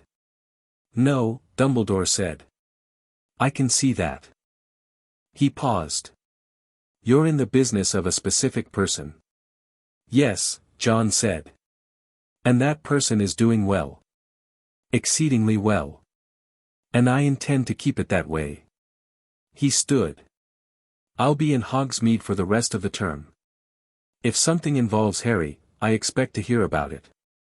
Dumbledore looked up at him from the chair. And if I don't, then I'll hear about it anyway, John said pleasantly, and I'll come and ask, and that will be a less pleasant conversation. He said it with the specific quality of someone who is not making a threat, simply describing the future accurately. The Phoenix made a sound. Not alarm, something more musical, brief and low, as if registering an observation. Fawkes has never done that for a Muggle before, Dumbledore said, looking at the bird. I'm not sure what to do with that information, John said. Nor am I, Dumbledore said, and for the first time in the conversation, something in the old man's expression was simply and unguardedly human, surprise, and under the surprise, a small and real relief, the relief of someone who has been carrying a weight alone for a long time and has just discovered that something else is carrying part of it. John was already at the door. Mr. Wick, Dumbledore said. He turned. Thank you, Dumbledore said. For finding him. John looked at him for a moment. He was always there, he said. Someone just needed to stop walking past. He went down the spiral staircase. The castle moved around him, indifferent and immense, staircases shifting into new configurations, portraits watching him pass with the collective curiosity of people who had seen a great many remarkable things over many centuries and were quietly adding this one to the list. He went back to the hospital wing. Harry was asleep, which was the most honest thing an 11-year-old body could do after what his had been through, and Hermione was in the chair by the bed with a book and Ron was asleep in the second bed across the ward that he had apparently requisitioned at some point, and Marcus, John had no idea how Marcus was here, because Marcus was in Scotland, was lying under Harry's bed with his chin on his paws. John stopped in the doorway. Hermione looked up from her book. She looked at him with the calm assessment of a child who had decided several months ago exactly what she thought of him and saw no reason to revise it. He's all right, she said. He was talking to us for an hour before he went to sleep. He's all right. I know, John said. She went back to her book. John looked at the ward, the afternoon light on the stone floor, the dog under the bed, the boy asleep, his friends keeping watch. He thought about October 1981 and everything that had been set in motion by one night. He thought about a notation in different ink on a social services file. He thought about Azkaban and an uninvestigated case and a man who should have been standing where John was standing instead. He thought about all of it, and then he let it settle into the category of things that need to be addressed rather than things that are currently burning, because right now the immediate emergency was over and Harry was asleep and safe and had people who would die before they let anything happen to him. The current crisis was done. The next one was coming. It was always coming. John sat down in the second chair, the one on the other side of Harry's bed, and picked up the book Harry had left on the nightstand, Advanced Defensive Theory, 3rd edition, with about 14 sticky notes in Harry's abbreviated system sticking out from various pages, and opened it. He'd figure out the Sirius Black situation this summer. He'd figure out Voldemort's return, which was a matter of when, and begin preparation accordingly. He'd have a second conversation with Dumbledore, and probably a third, and they would arrive eventually at something that functioned as working understanding if not agreement. All of that was coming. For now, Harry was asleep, and safe, and had come out the other side of something extraordinary on his own feet. That was enough. For now, that was exactly enough. Chapter 6, Surrender. The summer after first year was the best summer of Harry's life, which was not a high bar to clear and also happened to be genuinely excellent. John came back to Hogwarts on the last day of term and drove Harry home to Scotland in the grey Audi with Marcus in the back seat and the windows down and the radio on, something that John never admitted to having opinions about but always had the station already set to when Harry got in the car. They stopped at a chip shop outside Perth because Harry had been eating Hogwarts food for 9 months and wanted something aggressively ordinary, and they sat in the car park and ate chips from paper and didn't talk much, and Marcus stole 2 of Harry's chips and 1 of John's and was unrepentant about both. Dumbledore talked to me again, Harry said, before the leaving feast. About? John said. He told me about the prophecy, Harry said. John set down his chips. He didn't give me all of it, Harry said, I don't think. But the shape of it. That there was a prophecy made before I was born about a child who would have the power to defeat Voldemort, and that Voldemort came after my family because he believed I was that child. He was looking at the chip shop, at the warm light through the glass front, at the completely unconcerned people inside having completely ordinary evenings. And that he's probably still going to believe that, when he comes back. Yes, John said. You knew about the prophecy, Harry said. I knew there was one, John said. Not the content. Dumbledore told you the content? Enough of it, Harry said. He looked at John. He said the one with the power to vanquish the Dark Lord approaches. And that neither can live while the other survives. He said it flat, plainly, no drama around it. He thought I should know. He said you were right that I should be told. John looked at him for a moment. How do you feel about it? Harry thought about it with his usual thoroughness. Like it doesn't change much, he said. Voldemort was always going to come back. I was always going to be the reason he came back specifically. He picked up a chip. The prophecy didn't create the situation. The situation was already real. Yes, John said. He said, Harry continued, that he'd spent years believing the prophecy would be fulfilled a certain way. That you would, he said you were an unexpected variable that he'd had to significantly revise around. He glanced at John sideways. I think that was him being gracious. What do you think it actually was? John said. I think he made a plan in 1981 and you walked through the middle of it in 2003 and he's still working out how to categorize you. Harry put the chip in his mouth. I don't think he fully has yet. Good, John said. They drove home through the long Scottish evening, the sun not setting until almost 10, the hills going from green to gold to the deep amber of summer, and Marcus slept across the back seat with his head on Harry's lap, and Harry read half a letter from Ron about the Chudley cannons and then fell asleep too, and John drove north with the specific quiet of someone who has exactly what they need and knows it.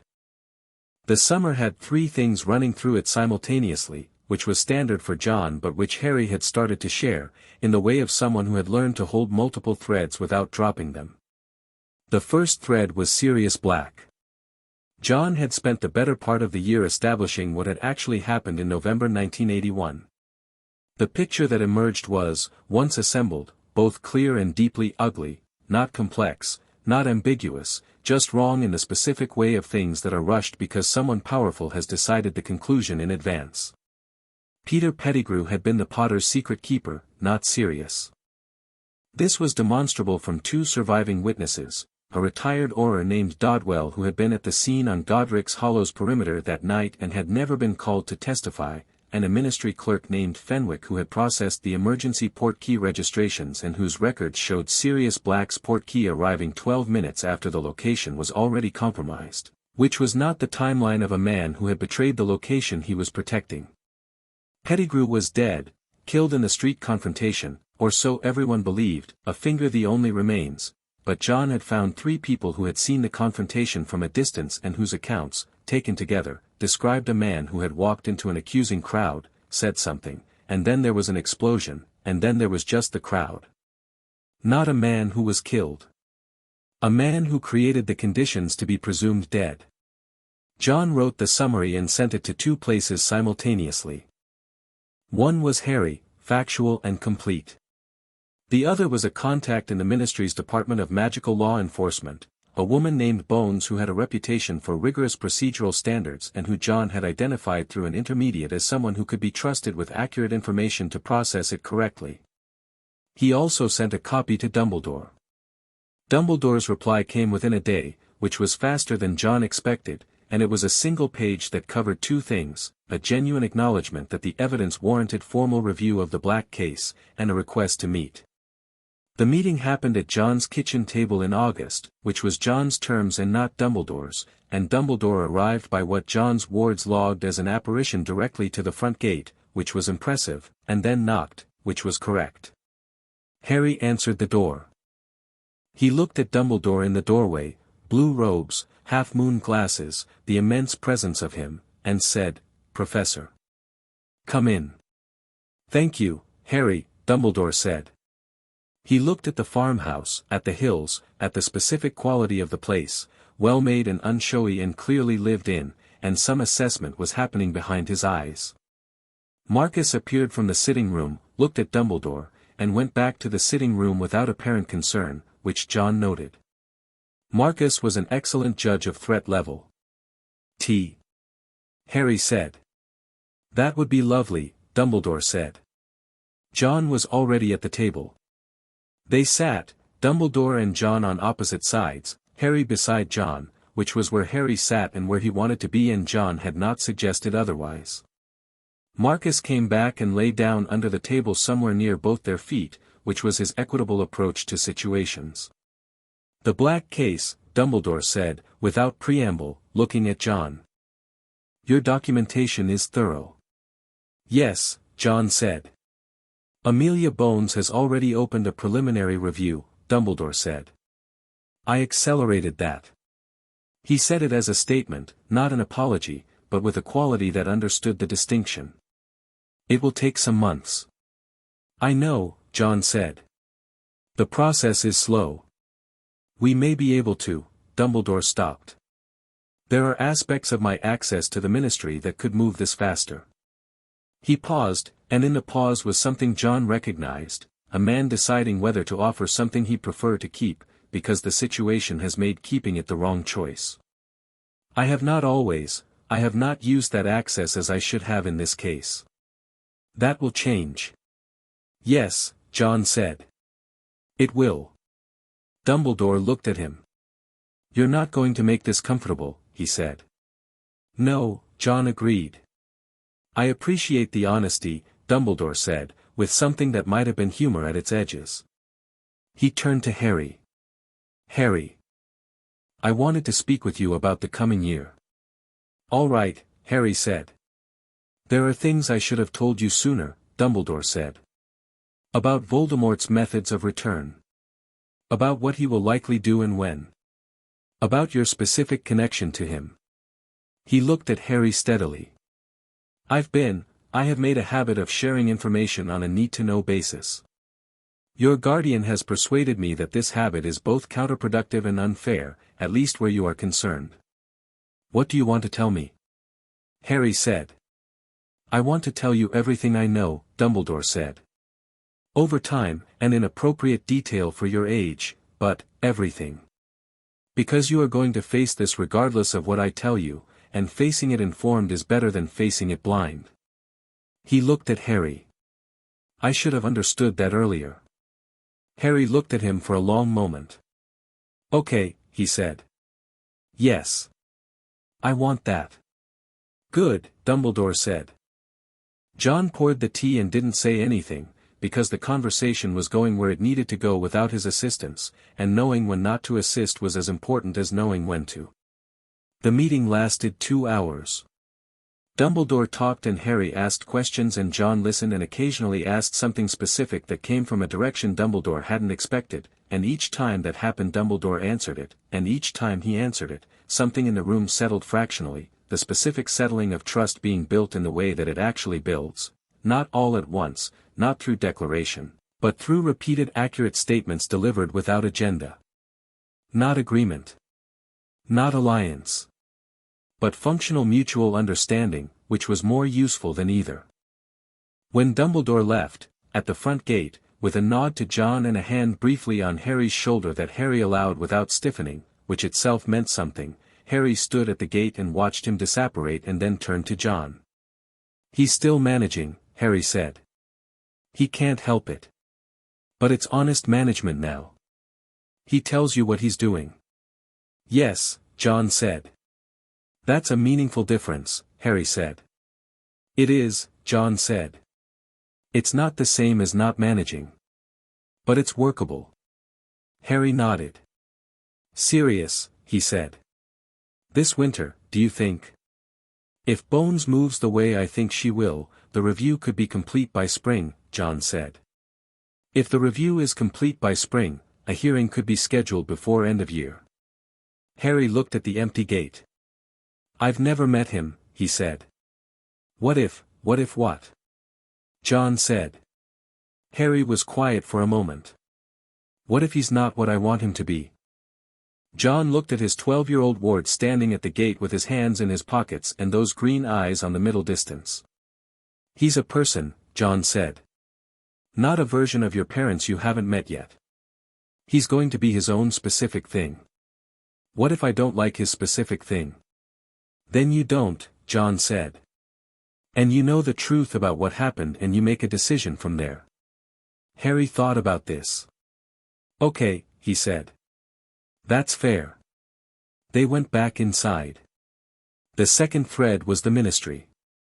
It started in July with a letter, formal and sealed in red wax, from the office of the Minister for Magic, addressed to Mr. H. Potter and Mr. J. Wick and requesting their attendance at a consultation regarding matters of significant wizarding interest. Harry read it and handed it to John. They want to manage us, he said. They want to assess us, John said. Managing comes after. Are we going? Yes, John said. On our terms. Their terms were, John attended as Harry's guardian and legal representative, Harry attended as himself, and neither of them had any obligation to answer questions they found inappropriate. These terms were communicated in reply by John in a letter that was polite and precise and made every one of these points with the clarity of someone who had spent a career communicating expectations to people who would rather not hear them. The ministry sent back a confirmation with the anxious energy of a form letter that had been redrafted 3 times. The Ministry of Magic was everything Diagon Alley had been and then underground and then grandiose, all cold stone and gold statues and the ambient hum of hundreds of magical workers trying to look productive simultaneously. Harry walked through the atrium with John and watched the wizards and witches they passed doing what people in corridors of power always did, which was assessing newcomers for category and then adjusting behavior based on conclusion, and what he saw was this: most people recognized him in 2 seconds and then looked at John and spent another 3 seconds on John and then looked at each other. Nobody could category John.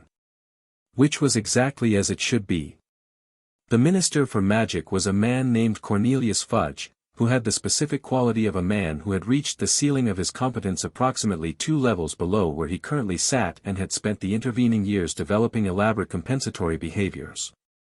He was soft-handed and well-dressed and his eyes were those of someone doing constant, low-level management of a situation he was never quite on top of. He extended his hand to Harry with the warmth of someone who has practiced warmth until it fits correctly. Harry. Wonderful to finally meet you. We've all been so anxious to, Minister Fudge, Harry said, and shook the hand and took the chair that was offered, and crossed one leg over the other with the ease of someone who has sat in rooms designed to impress him before, which he had. Fudge looked at John. "And you're Mr. Wick? Harry's guardian?" "Yes," John said. He didn't take the offered hand. Not as a gesture of hostility, he simply sat down in the chair beside Harry with the directness of someone whose time was specifically accounted for. Fudge sat. Behind him were two people who Harry identified as senior officials, a woman in lavender robes with the sharp-edged attention of someone actually doing the thinking in this room, and a man in pinstripes who was writing on parchment. "We wanted, first and foremost," Fudge said, warmly, "to offer our congratulations. What happened at Hogwarts this past year, the courage you showed, Harry, was exceptional. Truly exceptional. The wizarding world owes you a tremendous. What did you want to discuss?" Harry said. Fudge blinked. His warmth adjusted. "Yes, of course. We wanted to discuss your situation. Going forward. There are certain, the wizarding public has a great deal of interest in you, Harry, and it seems to us that it might be mutually beneficial to find a way to manage his public profile," John said. "Well," Fudge looked at him, "to ensure that Harry has appropriate support. In terms of how he's perceived and how, Harry is 12 years old, John said. He attends school. He lives privately in Scotland. His public profile is his own business and we'll manage it ourselves." Naturally, Fudge said, glossing over this. "But in terms of the wizarding world's need for reassurance. Particularly given last year's events. There is still some, Voldemort," he stumbled on the name, "recovered, is not, the threat is not over, and people need, what do they need?" Harry said. "Reassurance," Fudge said again. That the situation is managed." Harry looked at him steadily. "Are you asking me to be a symbol?" Fudge's expression went through 3 configurations in 2 seconds. "Well, in a sense, I'm a person," Harry said. "I'm happy to be helpful to the wizarding world when I can be and when it's appropriate. But I'm not a symbol and I'm not available to be used as one." He said it with the same pleasant evenness he brought to all such conversations, the evenness that was not coldness, not aggression, just absolute clarity. "If there are specific things you'd like my help with, I'm glad to hear them. But the conversation where you decide what I'm for, that's not a conversation I'm having." The woman in lavender robes made a very small sound that might, under different circumstances, have been a laugh. Fudge looked at Harry with the expression of a man who had expected a 12-year-old and had received something else and was not entirely sure what to do with the difference. "Of course," he said. "Of course. We simply wanted to open a dialogue." "The dialogue is open," Harry said. "What else did you want to say?" The meeting lasted 40 minutes, most of which was Fudge attempting various framings of the same request, that Harry make himself available for ministry guidance and direction, and Harry declining each framing with the same polite precision, and John saying almost nothing, which was more effective than anything he could have said, because the quality of his silence in that room had a weight to it, a weight that Fudge clearly felt and could not name and therefore could not manage. On the way out, the woman in lavender fell into step beside Harry in the corridor. "Amelia Bones," she said. "Head of the Department of Magical Law Enforcement." "I know," Harry said. "John's been in contact with you about Sirius Black." She looked at him. "Yes," she said. "I want you to know, the review is moving forward. What your guardian sent me it was the most organized piece of evidence reconstruction I've seen in 20 years. We will get there." "Thank you," Harry said. She glanced at John, who was 2 steps back and had heard everything. "The documentation on the Pettigrew angle," she said to him. "The portkey timings. Where did you get those?" "They were in the ministry's own records," John said. "In the emergency portkey registry from that night. Nobody had cross-referenced them with the scene reports." Bones was quiet for a moment. "No," she said. "Nobody had. There was something in her voice that was specifically the quality of a professional examining a failure in their own institution and not looking away from it. We will correct that. Yes, John said. I know. She walked back toward her department. Harry looked at John. She's good, he said. Yes, John said. She's very good. They went home. The third thread was the one that didn't resolve until September, when it arrived in the form of an emergency meeting called by Dumbledore at the farmhouse, which in itself communicated urgency, because Dumbledore coming to them rather than calling them to him meant something had shifted beyond his management. He arrived at 7 in the morning, still in the robes he'd been wearing the day before, which meant he hadn't slept, and he had with him a woman Harry didn't recognize, tall, angular, severe in the way of someone who had been severe for so long it had become structure rather than attitude, and a man with a mechanical eye that rotated in its socket independently of the other eye, which Harry found remarkable. Alastair Moody, John said, when he opened the door. Not surprise, recognition. The mechanical eye swiveled to John. Wick, the man said, in a voice like gravel in a tin. Dumbledore said you'd know who I was. By reputation, John said. The eye completed its survey of John and apparently reached a conclusion, because Moody's expression shifted from assessment to something more level. Likewise. They came in. Harry made tea because there were now 4 guests and tea was the correct response to 4 guests regardless of circumstances, which Hermione had once called his very British trauma response and which Harry considered simply correct behavior. The woman was Nymphadora Tonks, who said, "Just Tonks, please," before anyone could use the full name, and who had hair that changed color approximately every 5 minutes, which Harry catalogued and set aside. She had the quality of someone who was very good at something and was currently working hard to appear less competent than they were, which Harry recognized as a professional habit. "There's been movement," Dumbledore said, when they were all at the table. He said it to both of them, Harry and John equally, which was new. Significant movement. Several incidents in the past month that suggest Voldemort is further along in his return than we anticipated after last year. How much further? John said. We believe he has a body, Dumbledore said.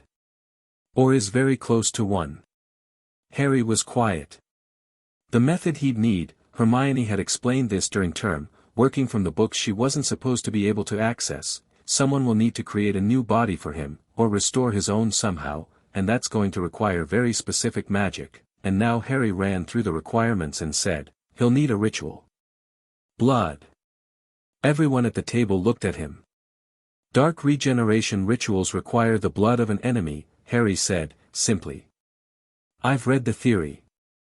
He'll want my blood specifically, if he's trying to use the same protections my mother created. He looked at Dumbledore. Which means he'll try to get to me directly. Yes, Dumbledore said. When? We believe before the end of the coming school year, Dumbledore said. Possibly sooner. John set down his tea. Harry watched him process this, not the information, he knew John already had it, but the timeline, the compression. He'll want to move during a moment of high visibility, John said. Something that creates opportunity. Chaos. The Triwizard Tournament, Dumbledore said. John looked at him. Hogwarts is hosting the Triwizard Tournament this year, Dumbledore said. It was scheduled before any of this became clear. I have considered cancelling it, but, cancelling it removes the visibility and puts the opportunity somewhere less controlled, Harry said. He'll just find another moment. Yes, Dumbledore said. Precisely. So we use it, Harry said. We keep the tournament, we anticipate the attempt, and we're ready. You're 13, Tonks said. Nearly 14, Harry said. What's your point? Tonks looked at him for a moment, then at John, then back at Harry, with an expression that was recalibrating. Just noting it, she said. Noted, Harry said pleasantly. Moody had been watching Harry throughout all of this with the mechanical eye's comprehensive rotation. The boy sees it right, he said, in his gravel voice. You move the board, you lose the initiative. You hold the board, you choose the engagement. He looked at John. Whoever trained him? He trained himself, John said. I taught him to pay attention. Moody looked at John for a long moment. Right, he said. They talked for 3 hours. Not about what Dumbledore's plan was, because Harry had taken John's lesson about that into the conversation and declined several framings that would have put Harry inside Dumbledore's plan as an instrument rather than a participant. Instead about what Harry knew, what John knew, what Dumbledore knew, and how those things assembled into a picture they could all see. Harry was, through this process, struck by something he hadn't fully articulated before: Dumbledore was extraordinary. Not as a symbol or a title but as a mind, the way he held information, the way he connected things that didn't look connected, the way he could be in the middle of a 3-hour strategy conversation and still catch the thing nobody else had flagged and say it quietly and be right. He was frustrating and he was controlling and he had done genuinely wrong things, and he was also extraordinary, and Harry was old enough to hold both truths without needing to flatten either. He thought John saw it too. Saw John watching Dumbledore with the specific quality of assessment he used on people he was deciding were worth the difficulty, and seeing something that met the bar. Not trust. Not yet. But the beginning of functional respect, which was harder to earn and more durable. When the meeting ended, Moody and Tonks left with the practicality of people who had more to do. Dumbledore stayed a moment, at the front gate, and looked at John. I want to ask you something, he said. Ask, John said. What you did, are you willing to be involved? In what's coming? Not for the order, not under direction. But, present. Informed. Capable of moving when something requires it. He looked at John steadily. I am asking, he said, because I have learned that asking is significantly more effective than not asking, in your case. John was quiet for a moment. What does that look like? He said. It looks like exactly what you've been doing, Dumbledore said. Watching. Being reachable. Acting when Harry needs it and when the situation needs it. He paused. I'm not asking you to join anything. I'm asking if you're willing to be counted. Another silence. I'm always willing to be counted for Harry, John said. And for the wider situation? John looked at him. Ask me when the wider situation threatens Harry directly, he said. You'll have your answer. Dumbledore looked at him for a long moment. Then he nodded, once, with the expression of a man who has understood an answer that isn't the one he wanted but is more honest than the one that would have been, and was. He disapparated. Harry, standing at John's shoulder, watched the space where he'd been. He's going to ask again, Harry said. Yes, John said. Are you going to say yes, eventually? John was quiet for a moment, looking at the empty gate. When it matters enough, he said. It matters now, Harry said. Yes, John said. But it's going to matter more. Harry looked at him sideways. You've already decided, he said. You're just making him work for it. John looked at him. Harry held the look with the calm of someone who has been reading this specific person for 3 years and is very good at it. I'm making sure, John said, that when I move on accurate information with clear terms. Not because someone wanted me in the room. Same thing, Harry said. Not quite, John said. Harry decided to let it go. 3 weeks later the Wizarding World got its formal reckoning, and it came in the form Harry had half expected and John had entirely expected, and it happened in the Great Hall of the Ministry of Magic in front of about 200 people. Amelia Bones had moved faster than John had predicted, which meant she was either better than predicted or more motivated, and Harry thought both. The formal review of the Sirius Black case had been completed in 8 weeks. The findings were clear: insufficient evidence at the time of arrest, no formal trial conducted, alternative suspect not investigated. The review recommended immediate convening of a full hearing with the accused present. Getting Sirius Black from Azkaban to the Ministry hearing room was a process Harry was not involved in and John handled with the same approach he handled all logistical problems, thoroughly and without unnecessary conversation. It involved Bones, 2 Aurors she trusted, a signed order from the Wisengamot's Emergency Oversight Committee, and John standing outside the Ministry at 5 in the morning on a Tuesday in a posture that communicated that the process was going to complete correctly. Harry was in the waiting room when Sirius came through. He'd thought about this. Had thought about it all summer, had run the scenario, had made himself think about it honestly and not romantically. He didn't know this man was his parents' friend and his intended godfather and had spent 12 years in Azkaban for something he didn't do, and all of those things were true and none of them meant Harry knew him. The door opened. Sirius Black walked through it. He was tall, or had been. He moved with the economy of someone who had lost weight they shouldn't have lost and was working back toward themselves. His face was gaunt in the way of someone emerging from a long dark, and his hair was long and had not been cut, and his robes were new because Bones had sourced them, but he moved in them like someone who had not worn proper clothes in a very long time. He looked at Harry. Harry looked at him. Sirius Black's face did something enormous and immediate that he didn't try to control, didn't manage, just let happen. It went through grief and joy and the specific ruin of someone who has not been allowed to feel something for 12 years and is feeling it all at once. His jaw worked for a moment. His eyes, which were gray and deep-set in something Harry recognized, not in feature but in quality, the thing behind them, the specific way they looked at him. "You look," Sirius said, in a voice that was rough with 12 years of Azkaban and something else, something more recent, something almost undone, exactly like James. "I know," Harry said. "I've been told. Except the eyes." "Hers," Harry said. "Yes," Sirius said.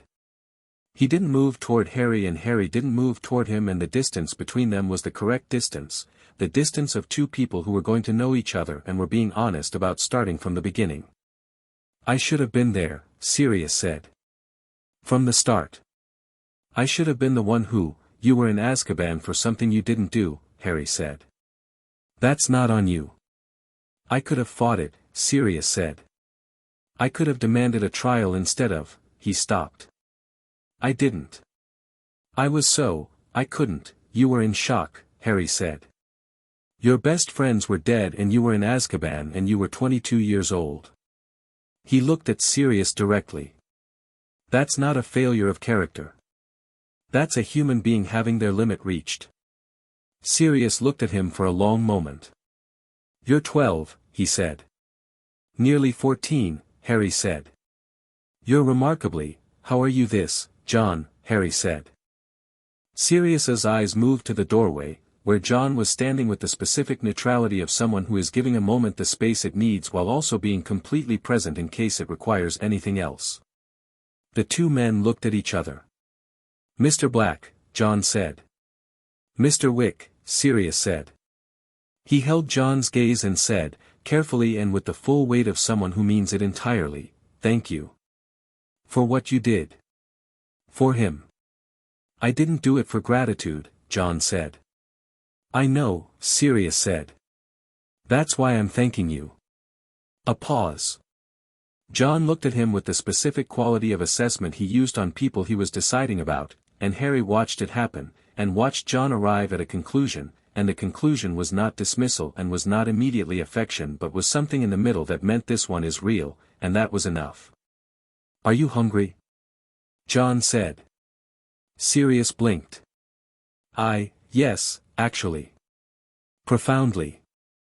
"Then we'll eat, and you can tell Harry about his father," John said, "and Harry can tell you about the last 3 years, and we'll go from there." "Go from there," Sirius repeated, slowly, like someone trying the phrase for fit. "Yeah." Something moved across his face, something that was the very first edge of something better than what Azkaban had left him. "Yeah, I think I can do that." The formal gathering was 3 days after the hearing. Bones had convened it, not a trial, not a celebration, but what the Wisengamot officially termed an emergency consultative assembly, which translated approximately to too many important people had too many strong opinions about what had just happened and someone needed to put them all in a room and manage it. There were 237 people in the assembly room, which was a vaulted, circular hall in the ministry's deepest level, all dark wood benches arranged in concentric rings around a central floor. Harry sat in the center floor. John stood behind him. Not to the side, not at a distance, behind him, which was where Harry had asked him to be, which was where he was. Sirius was in the gallery, seated between Tonks and Remus Lupin, who had arrived the previous day with a worn coat and a smile that Harry liked immediately and trusted carefully, which was correct. Dumbledore was in the gallery too, at the center of the upper ring, visible to everyone in the room. Fudge was at the assembly's formal head, wearing robes that were trying too hard. The assembly had been called ostensibly to discuss the implications of the stone incident and Voldemort's ongoing threat. In practice, it had become something larger and more urgent, which Harry had expected and John had predicted. It had become about what, and who, the wizarding world was going to organize itself around. Fudge opened with a prepared speech about unity and strength and legacy and the importance of established structures, and Harry let it happen because Fudge was going to say what Fudge was going to say and interrupting it was less effective than letting it finish.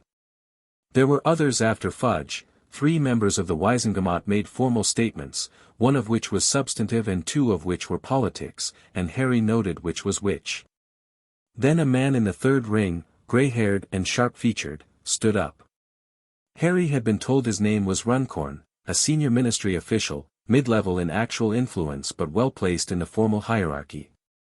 The matter before us, Runcorn said, is not simply Voldemort's return. It is the question of authority. Of who speaks for the wizarding world in what is clearly an escalating conflict. He looked at Harry. The boy has demonstrated considerable capabilities. That is, noted. But capability is not the same as mandate. And the question of who has the mandate to lead the response to, may I? Harry said. Fudge blinked. You, yes, the floor is open. Harry stood. He stood in the center of 237 people who represented the full spectrum of wizarding Britain, and he stood with his hands at his sides and his back straight and those green eyes moving across the room with the unhurried attention of someone who has walked into difficult rooms before and found them manageable. I don't want a mandate, Harry said. I don't want authority over the wizarding world. I'm not applying for a role. He spoke at the pace of someone who has thought about what they're going to say and doesn't need to hurry it. I'm a student at Hogwarts. I am going to continue being a student at Hogwarts, learning things I need to know, and when Voldemort returns, the room flinched at the name, and Harry let it flinch and continued, I will deal with that. Not because a prophecy says I will, though it does. Because he killed my parents and has been trying to kill me since I was 15 months old, and I'm not the kind of person who waits to be managed. The point, Runcorn said, is who will lead. The point, Harry said, with the same pleasantness, is that you're asking the wrong question. The question isn't who leads. The question is whether the institutions in this room are going to function correctly when they're actually needed. He looked at Fudge, briefly, then back to the room. The black case, he said. 12 years. No trial. A 17-second conversation where someone decided what the truth was and then the system closed around it. He let that sit. That's your real problem. Not who leads when Voldemort returns. Whether the structures in this room are capable of doing their jobs when it costs something to do them. The room was very quiet. I'm not here to lead you, Harry said. I'm here because you asked me to come, and because I think more actions AI chat GenSpark is the AI Costco, see what's in your membership Claude Sonnet 4.